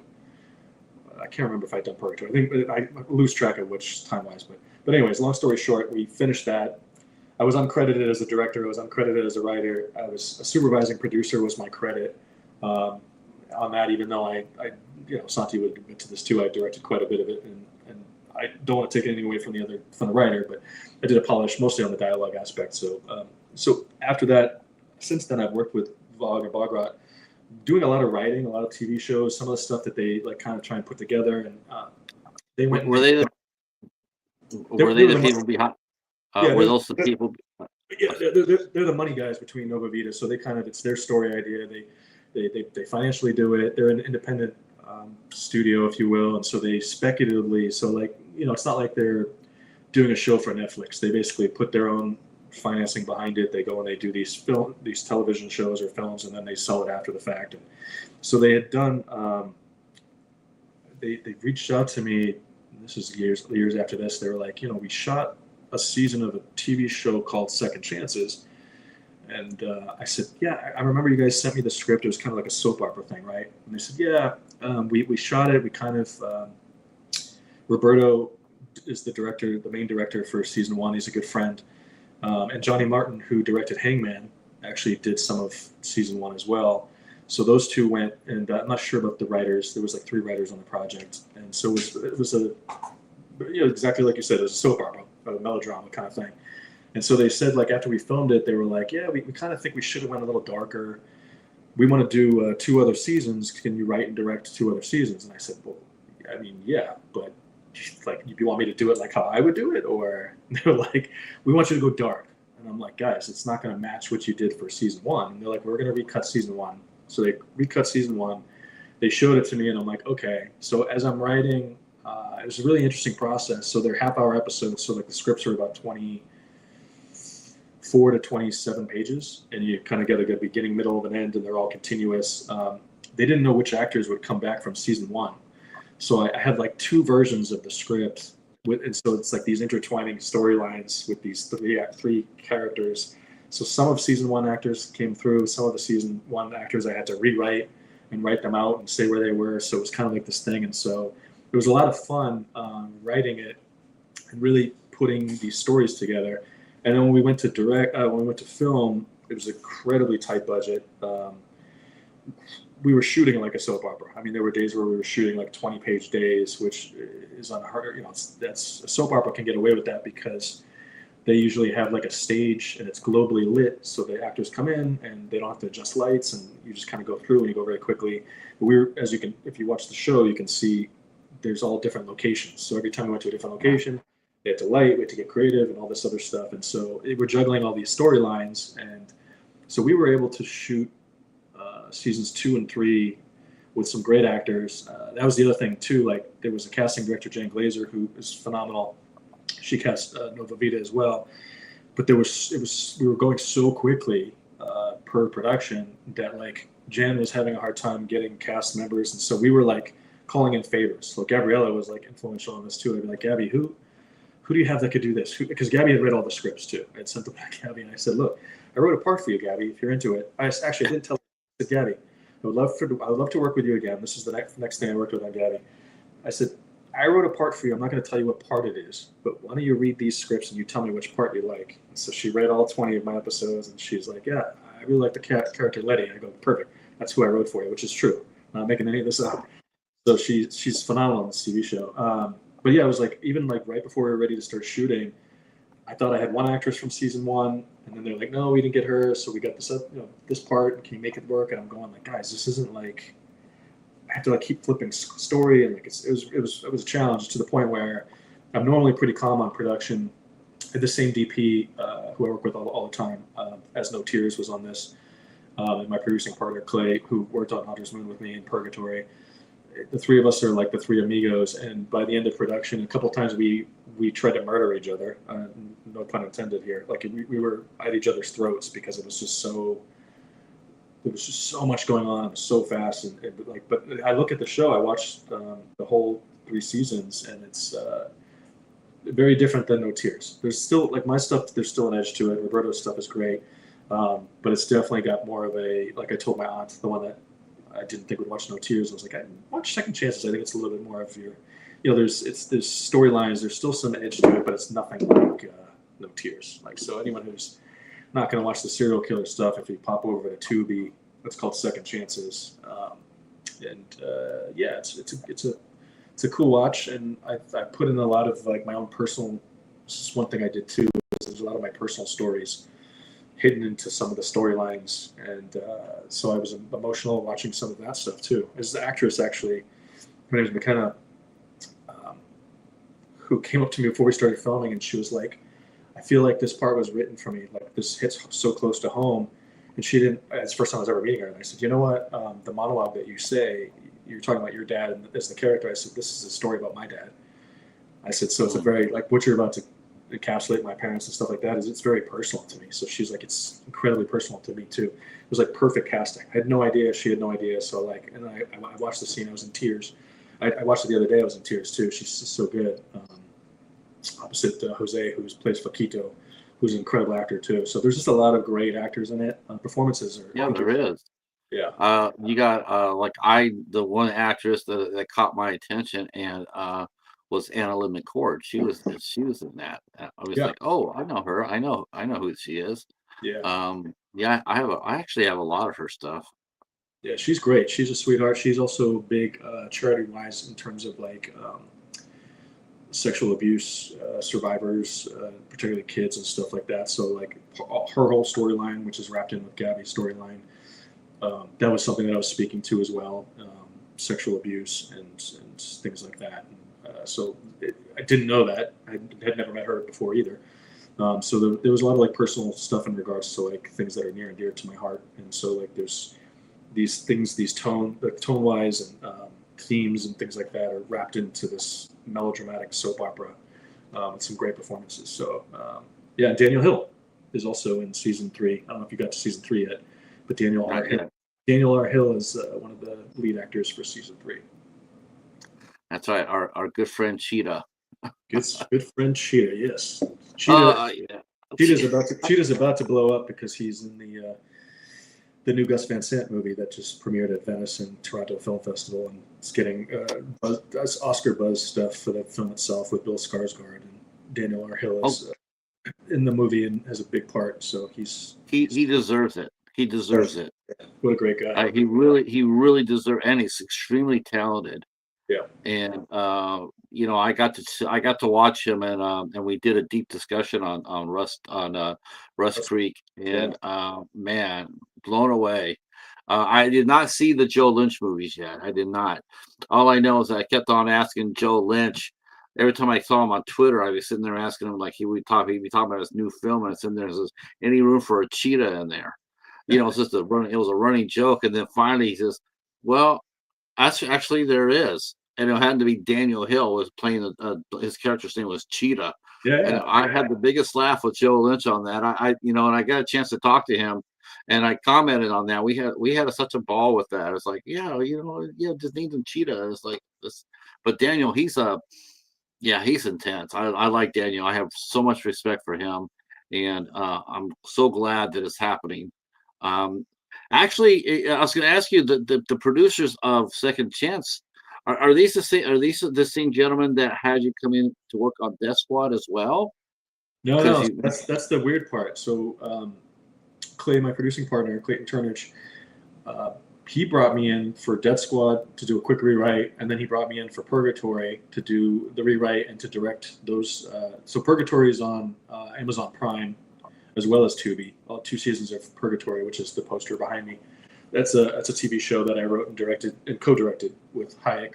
So we filmed that. Death Squad was filmed in Armenia, in Yerevan as well. I had nothing to do with the direction in regards to Death Squad, but Purgatory, I went to Armenia with Clay, and that's where I worked with Eric and Tatiana for the first time.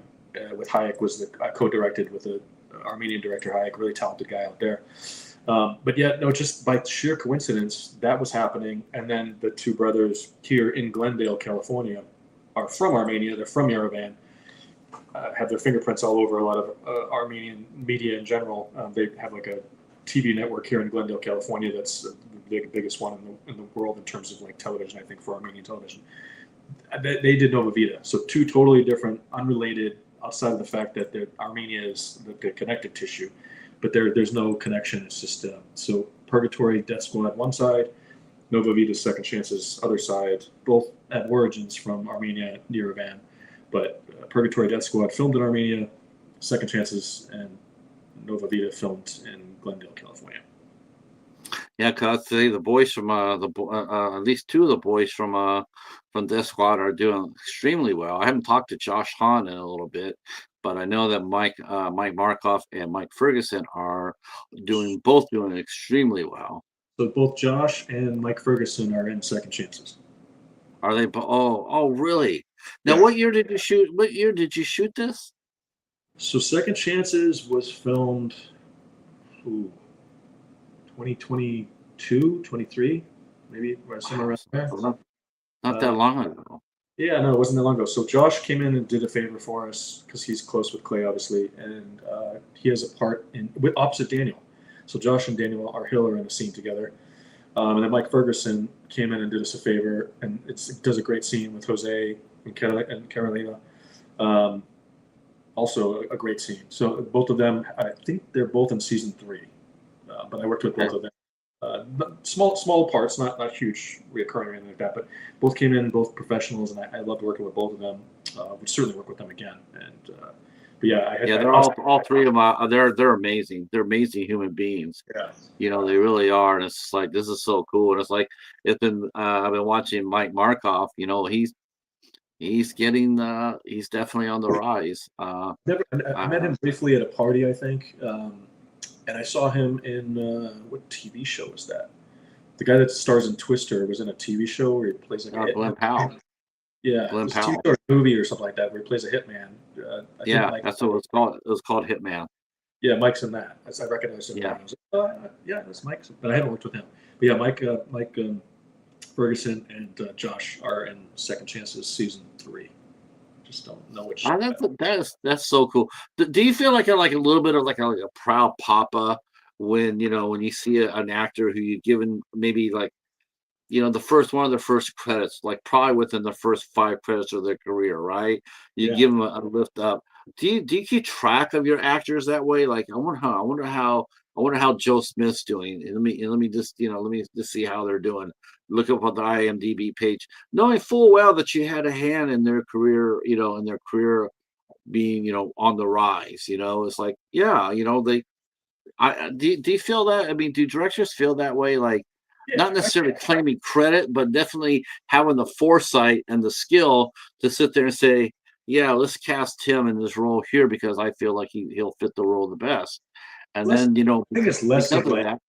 I think it's less of like taking credit, more so like when you film something, there's such a family dynamic behind it that like even if it's a short period of time that you spend with somebody, there's an intimacy to it that it's hard to replicate in any other kind of dynamic because you're filming something that's very expensive. It's very time is very important. But ultimately, we're doing children's stuff. Like we're telling stories like we would, tell a child. We're playing like we played when we were kids, right? So there's this like kind of like give and take, if you will. So like when I see an actor that I've worked with, this happens a lot.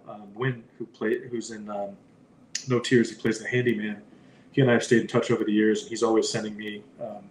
Hey, Michael, I just did this film, like, check it out. And I'm always excited to hear from him. And so every now and then I'll be watching a film or a movie or TV show and I'll see somebody. So that happens with him quite a bit.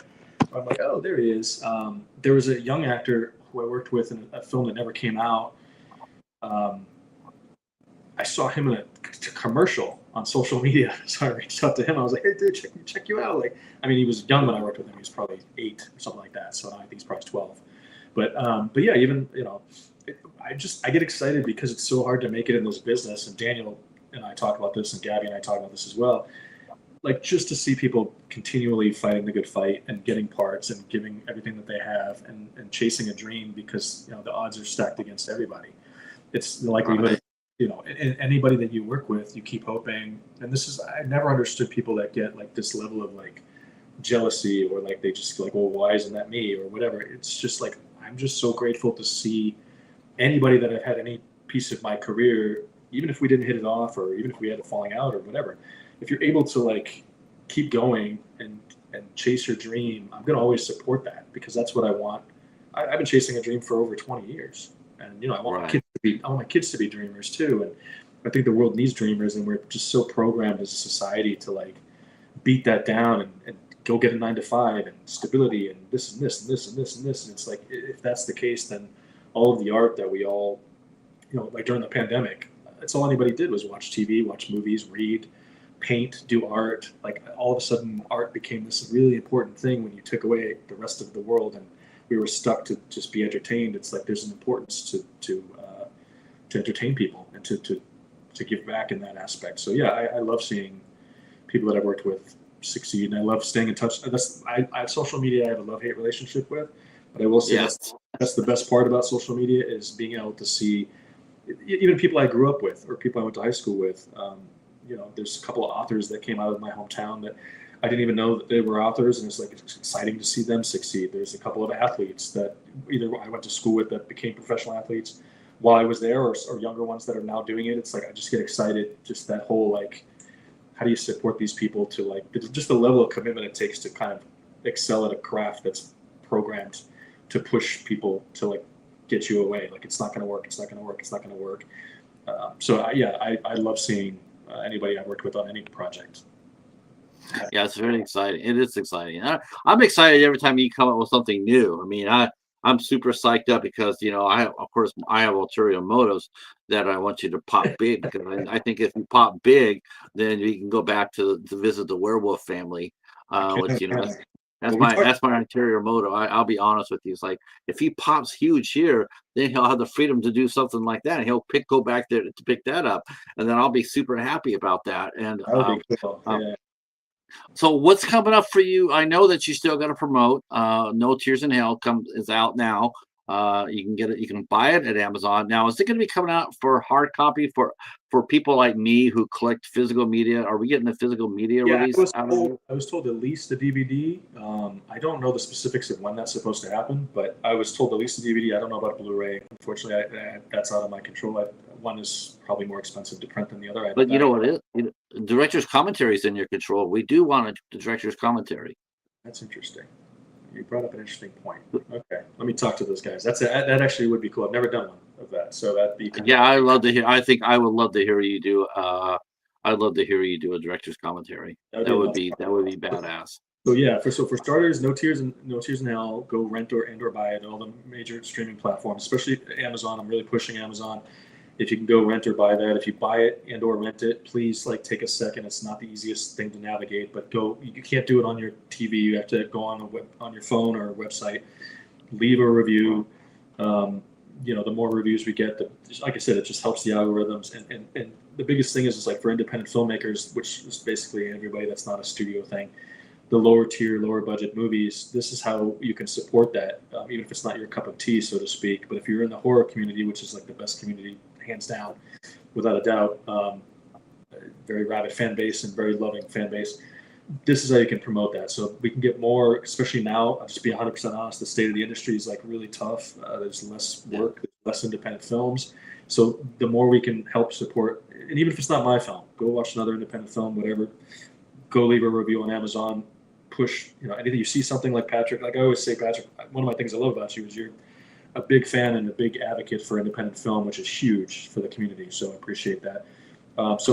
Start with that. Go watch Second Chances. Go watch Purgatory. Both are available on Tubi.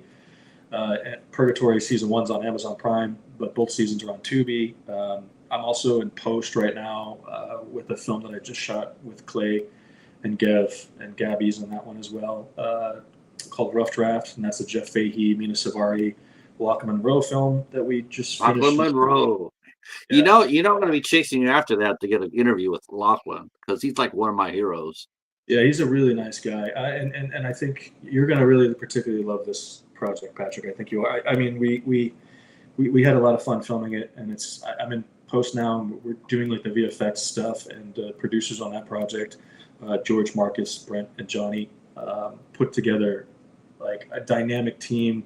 They've got this phenomenal post house called Sugar in Hollywood. Juju and his team. I'm just like my expectations for post. Paul is our editor on this project, amazing. And also Hunter's Moon, Alexander, who did our composing for Hunter's Moon, is coming back for Rough Draft to do our music for that film. So I'm excited. I'm working with Alex again for the first time in years.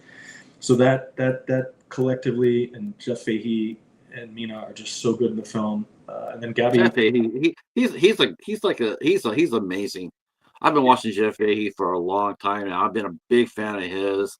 There's other fans I know. My friend Eric, he's a huge Jeff Fahey fan. Of course, we all love Mina Savari. I mean, who the hell can, she was like, she was really, really sweet in American Pie. Yeah, Just like I love her character in that movie so much.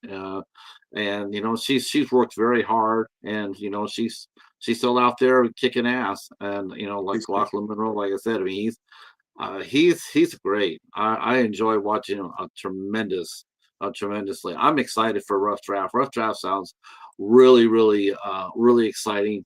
And coming on the heels of No Tears in Hell, that's a hell of a one-two punch for any filmmaker. I'm excited. I mean, like I said, I think the biggest thing during this happened during No Tears too. At some point when you're filming something, and I hadn't really experienced this, but like you just kind of realize you got something. So when we were filming No Tears, I was like, you know what, this is not it's not speculative. Like I know that this is going to be a really great film. And when we were doing Rough Draft, I felt it even more so because the one thing that Rough Draft has that No Tears doesn't is it's a more marketable film. It's not as edgy, Right, obviously. It's a little bit more. It's got a wider audience, right? But right, that's right, all the more reason for people to go watch No Tears and support No Tears because all of these things help get to the next level, right? Just for me as a right. filmmaker, the people around me, like I said, Gabby has all these great scenes with Lachlan and then with Mina and Jeff. So like it gives me the ability to create these worlds, if you will, from the blank page, and then work with all these great actors that continually to hustle and chase their dreams. The only way I can keep doing that is if people are watching the films, because it is at the end of the day, it's like if my films don't find an audience, if they don't make money, if they don't at least break even for investors and things like that, then eventually the projects are going to stop. So like that's my whole thing where it's like I love talking to you, I love doing these interviews, I love the press, all that stuff. At the end of the day, it's about getting the word out there, and it's one of the things that I respect Right. about you immensely, Patrick, is that you've been supporting me back when other people weren't. So that's huge. And so yeah, as I do gravitate up, like those are things that I won't forget. Obviously, I'll continue. It's amazing how many wonderful people I meet that are connected. I met Gabrielle, but then I didn't, I did the interview with her, and then it wasn't until I was sitting there on Instagram, and all of a sudden I realized that she was liking she was a Haley Bennett fan. All of a sudden now I'm starting to talk to her more. We're talking more about Haley Bennett, Yeah, and then it's just, and then it just works that way. It just builds that way, yeah, in connection. Look at the three boys from Death Squad. I got to know them one by one, one yeah. from the other, and it's all about that. There's one thing that I was going to ask you. I don't want this to be a downer of an ending, so I'll come up with another happy one. But do you sense that there's pressure building? I mean, I heard that Georgia now, was the big hub now for everybody to go there. Yeah. Now I'm hearing that Disney Marvel is now moving their whole Marvel production over to the UK. Yeah. Um, do you? I mean, are is there still a sense of competitiveness over in making films, or do you feel there is a growing desperation? There's a level of so a lot of this is I'll say above my pay grade in the sense that like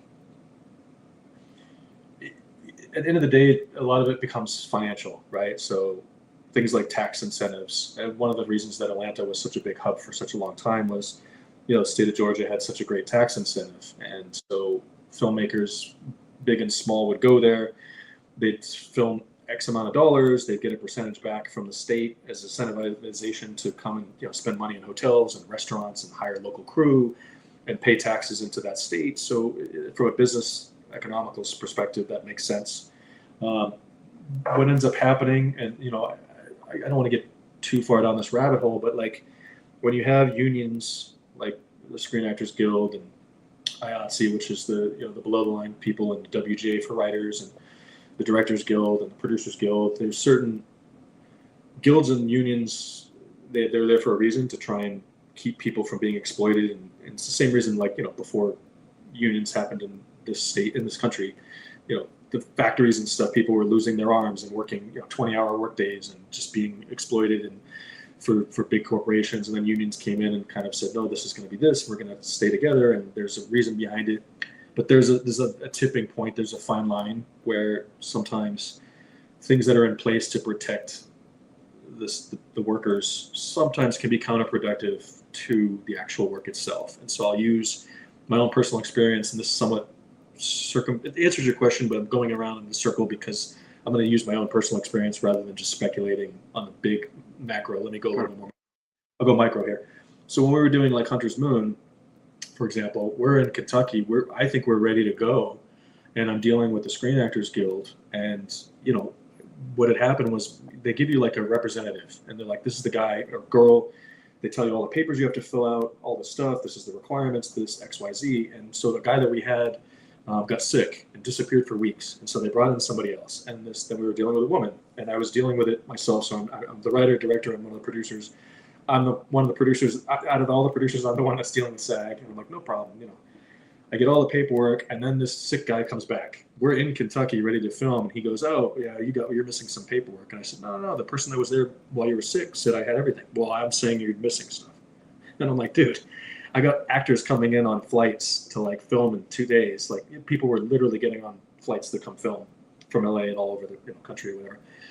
So it becomes like this kind of like this weird. I liken it to like when you go to the DMV. Sometimes, depending on who you get at the DMV, there's like a weird power trip thing where it's like, I'm just there to get my license renewed. They treat you like cattle, and they're just sitting there and they think that they're like this powerful person. And it's like, I don't understand it. And then you get the sweetest people. So I'm not trying to stereotype everybody. I'm sure it's the same thing with SAG, but I didn't have my first film, I had a nightmare experience. And I was very open with the actors about this. Like every time I was trying to get something to film, to do a small independent movie, I felt like their guild was like pushing back and making it harder for me to do my job, to the point where I had to ask for that guy's supervisor. And I got the guy on the phone. I said, "Look, I'm trying to make a movie with X amount of SAG actors. They're all going to pay. They all pay their dues. We're going to pay into pension and health and all this stuff that we're required to do. I just feel like this rep that you have is making my job so much harder. We should all be trying to go for the same goal, right? Like this isn't a thing of like us not paying you." Long story short, we finished the movie. We had all these issues with the reshoot, all those things like that. The guild takes what's called they call it a bond. So they're trying to ensure that you're going to pay their actors. So let me be clear. There's a lot of producers that don't pay. They go and they film. They don't pay crew. They don't pay cast.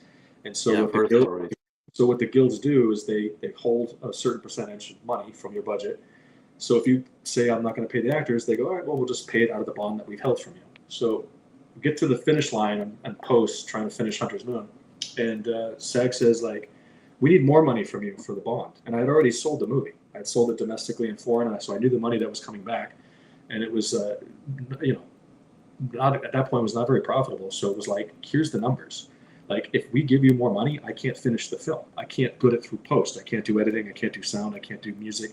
So do you want to take more money from me that I don't have, or do you want me to finish the movie and you can just keep the bond, the percentage of the bond, and pay the actors from that, because you're going to know what the residuals are anyways. So actors, when they do union jobs, every time you rent a movie, every time you buy a movie, every time it screens or whatever, there's a percentage that trickles down, and each of the actors get a residual check every quarter.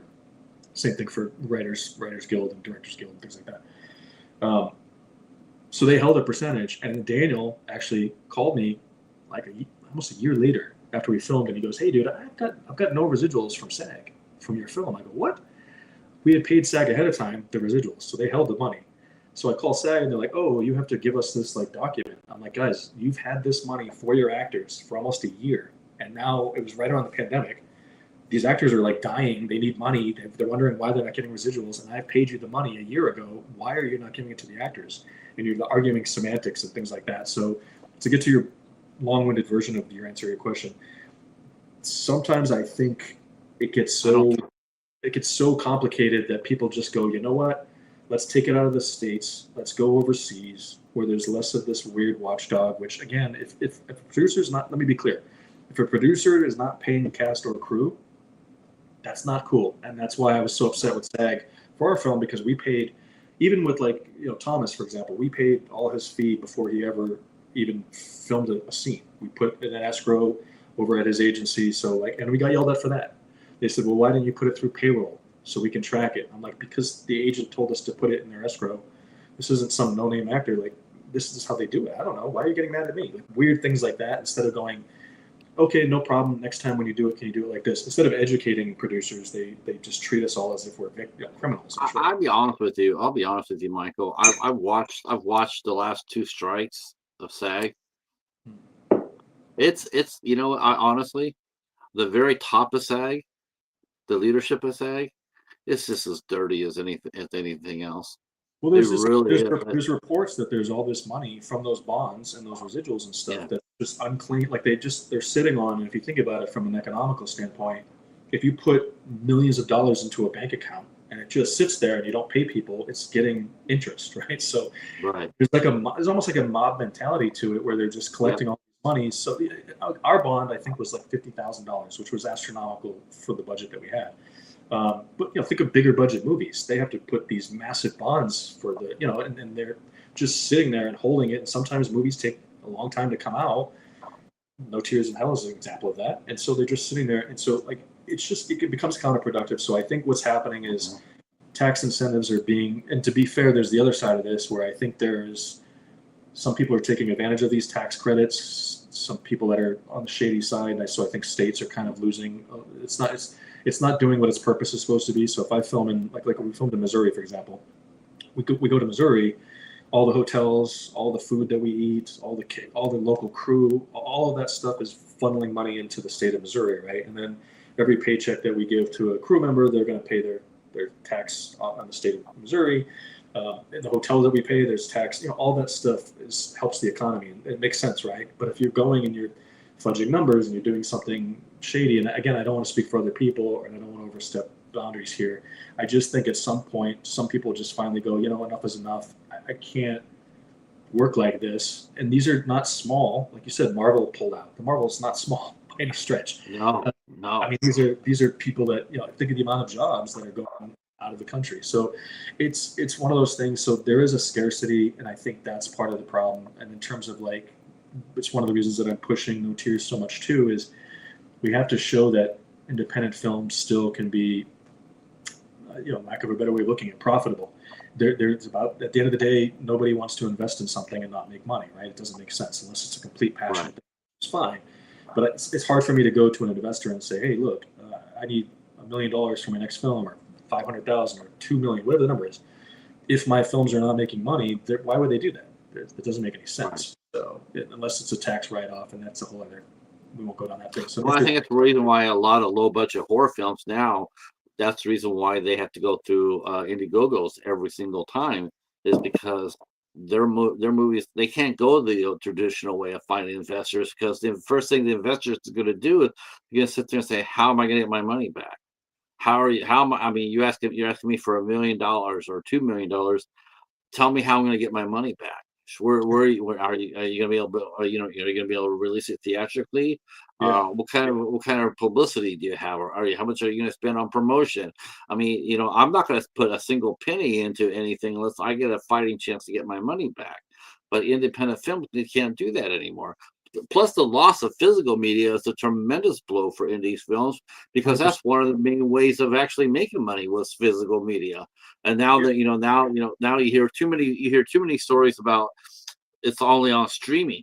Well, streaming doesn't pay for shit. We all know that, and they have all and all of a sudden it's like, so it's a dog eat world. It's a dog eat dog world. It's like, you want me to do this, in order to do this, I got to be able to do this, but I can't do this because you won't let me do this. And so, it's hell. And also like I feel when you look at it, like when a film is done, there's a distributor and or a sales agent that's selling it, right? So like there's domestic and then there's international too. So like their job, part of it is like how good is the film, right, in terms of execution, and that's something as a filmmaker that I can control. I can control to some extent, obviously. If I make a good movie, that's part of the battle, right? But the first thing that most sales companies and distributor companies are going to say, like, who's the main cast piece, like who's the main actor, and and in case of No Tears, that's Luke, who has a fan base, and I think this fan base in particular is more international than domestic. But Luke is not like a household name, so it becomes really based more so on the execution of the film, and obviously Luke's performance and the rest of the cast as well. But so it becomes harder to kind of do a film like that, and so that's where, to your point, like back in the day, you know, how many times did you go out into like a Walmart or Target or whatever and find the stuff in the value bin, the DVDs or the Blu-rays and stuff that were on sale for like $2-3? That was where like filmmakers actually made a ton of money. Like you wanted your film to end up in that value bin at some point, because that's where all of like the printed media that was expended out, you'd make money off of it, and that's where all of a sudden the return on the profit and the ROIs and stuff like that started to come from. So you take that away, you take away all of that stuff, like you said, it's harder and harder just to have the fact that you even have to ask me, like, is No Tears going to have a hard media? Like, that never used to be a question. Like, that was just kind of like, of course, yeah, why would it not have a DVD, or why would it not have a Blu-ray? But now it's like, well, not every film is doing that. They're just doing straight to streaming, and that's because it costs money. It costs money to print, it costs money for marketing. I mean, Hunter's Moon was released right in the middle of the beginning of COVID, and all of the marketing went out the window because COVID had just hit. So Hunter's Moon hit like a perfect storm. I thought, oh, people will be home watching the movie, but all the marketing dried up because there was nobody was. Let's see. Nate Bright just walked through the door and says, "Hey, yay, Michael! Michael is the best." Thank you. Yeah, thanks for coming in, Nate. Yeah, we agree. I'm telling you, man, Nate is responsible for the severed head, for all of the bloody parts, for all of the beautiful gore from No Tears, and then he joined us on the rough draft as well. So Nate is a nice genius in his craft. Nice. Tom Baker wants to know, Michael, he wants to know your opinion about Jason Blum and Blumhouse Productions. Yeah, how do you feel like that? I mean, that's a really interesting question. I guess it's more, I mean, they're it's almost like a machine for them, like a factory. They come out with movies, around $4 to $5 million. They throw them out there, they make the money back real quick. They may make, $15 to $20 million back on the box office, maybe a little bit more, sometimes a little bit more. It's a lot of them are PG-13, which unless you have a bigger audience, but is it really horror? Well, do you feel it's too much? Do you feel like we're going the opposite way here? Do you feel sometimes studios will just crank out product just to crank it out, just to keep something on, going, feeding the machine like this Netflix or any of the streaming platforms? I mean, the demand for streaming for new movies and series, it's just overwhelming to me. It's like, man, it's like if you can get your movie, if you can make a movie, and you can probably get, you can probably sell it on the streamers. I just read today that Tubi. I mean, think about this, Tubi. You know how many movies are in their catalog right now? A ton. You could go there, and they have 275,000 films, TV shows. That's just absolutely insane. I mean, and then you try to take an original film and drop it in there. It's like dropping someone in the middle of the Pacific with no life jacket. That's why I keep talking about the algorithms. And we'll get back to Jason Blum in a second. Like, that's why, like, think about No Tears, right? Like, if we're not pushing it on Amazon, if they're not doing reviews, it dropped, right? And then it's just going to disappear into the stratosphere in regards to like all the other countless films. It'll go, you're just going to lose track of it. So the likelihood of people stumbling upon it becomes less and less the further you get away from the release date, right? So that is a challenge. And Second Chances is doing really well on Tubi. I think part of that is because we've been promoting the crap out of it, but also because there's so many people involved in the production from the 3 seasons in terms of actors, cast, crew, things like that. All of them started to watch it all at the same time, telling all their friends, and so there's a massive influx of people watching these 3 seasons all at the same time. From you got to think of the cast members for 3 seasons worth of a show. There's a lot of people there so involved, so I think that's a lot to it. But going back to Jason Blum, I think he's provided an avenue for a lot of great filmmakers. I think I think their formula has changed a little bit. I know I've heard that they're trying to get into stuff that's not just horror now, but also, for a while there, they were purchasing kind of distressed properties where it's like a filmmaker will have a film that's like okay, or it's missing something or needs reshoots or whatever, so they'll purchase that or they'll get the rights to it, and then they'll pay for the reshoots, and then they'll kind of like use that, and then they'll release it, obviously. And so they did that, I think, with a lot of films, and I think that's how they kind of started to branch out and get their library, if you will. But then they've done some bigger films. I think they were involved in the Saw franchise towards the latter parts of Saw. I think they're part of that. Yeah, So they just made a deal with them. yeah, as a horror fan, I mean, it's hard for me to ever think anything other than positive for anybody who gives outlets to filmmakers that are making horror, because like I said, I've said it earlier today, like the horror community is the greatest community in my opinion in terms of films, because it's like this built-in audience of people that are just love the genre. There's no other genre like that at all. No. Not even Horror films made over $1 billion this year. Yeah, $1 billion. Yeah. The new Conjuring movie opened up to the third biggest opening in any horror movie. Over $80 million. That's just, and the thing that it is, what's really funny about that is that they pushed that movie back almost a damn year. At the time, they pushed it back, the release time, and it's like, that's never a good sign. And never, when you get pushed back, that's never a good sign. But then all of a sudden, no, but people are really hungry for the series. And so here it is, September, middle of September, and they're dropping, you're not even October, but September, you're dropping a movie, and lo and behold, it just blew up.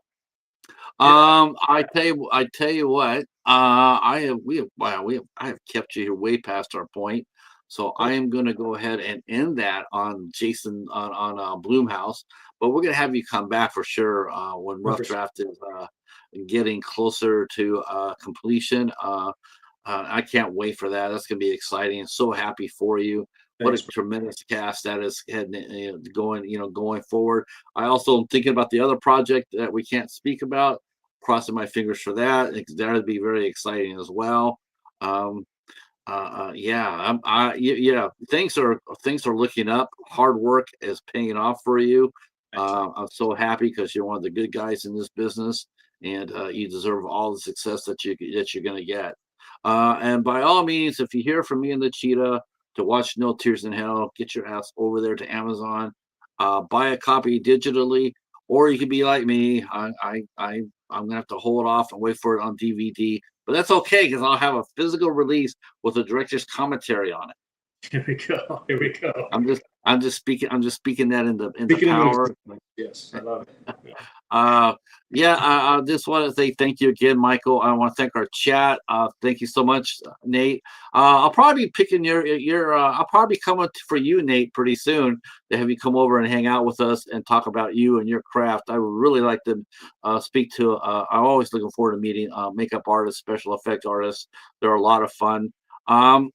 Real quick before we go, I'll let you know tomorrow at 4 p.m. At 4 p.m., we'll be speaking with actress Erin Michelle Soto at 4 p.m. Eastern Time, 1 o'clock Pacific. She is gorgeous. She's a very nice young lady, and I can't wait to talk to her tomorrow. And then this Saturday on the 13th, we're watching The Hole.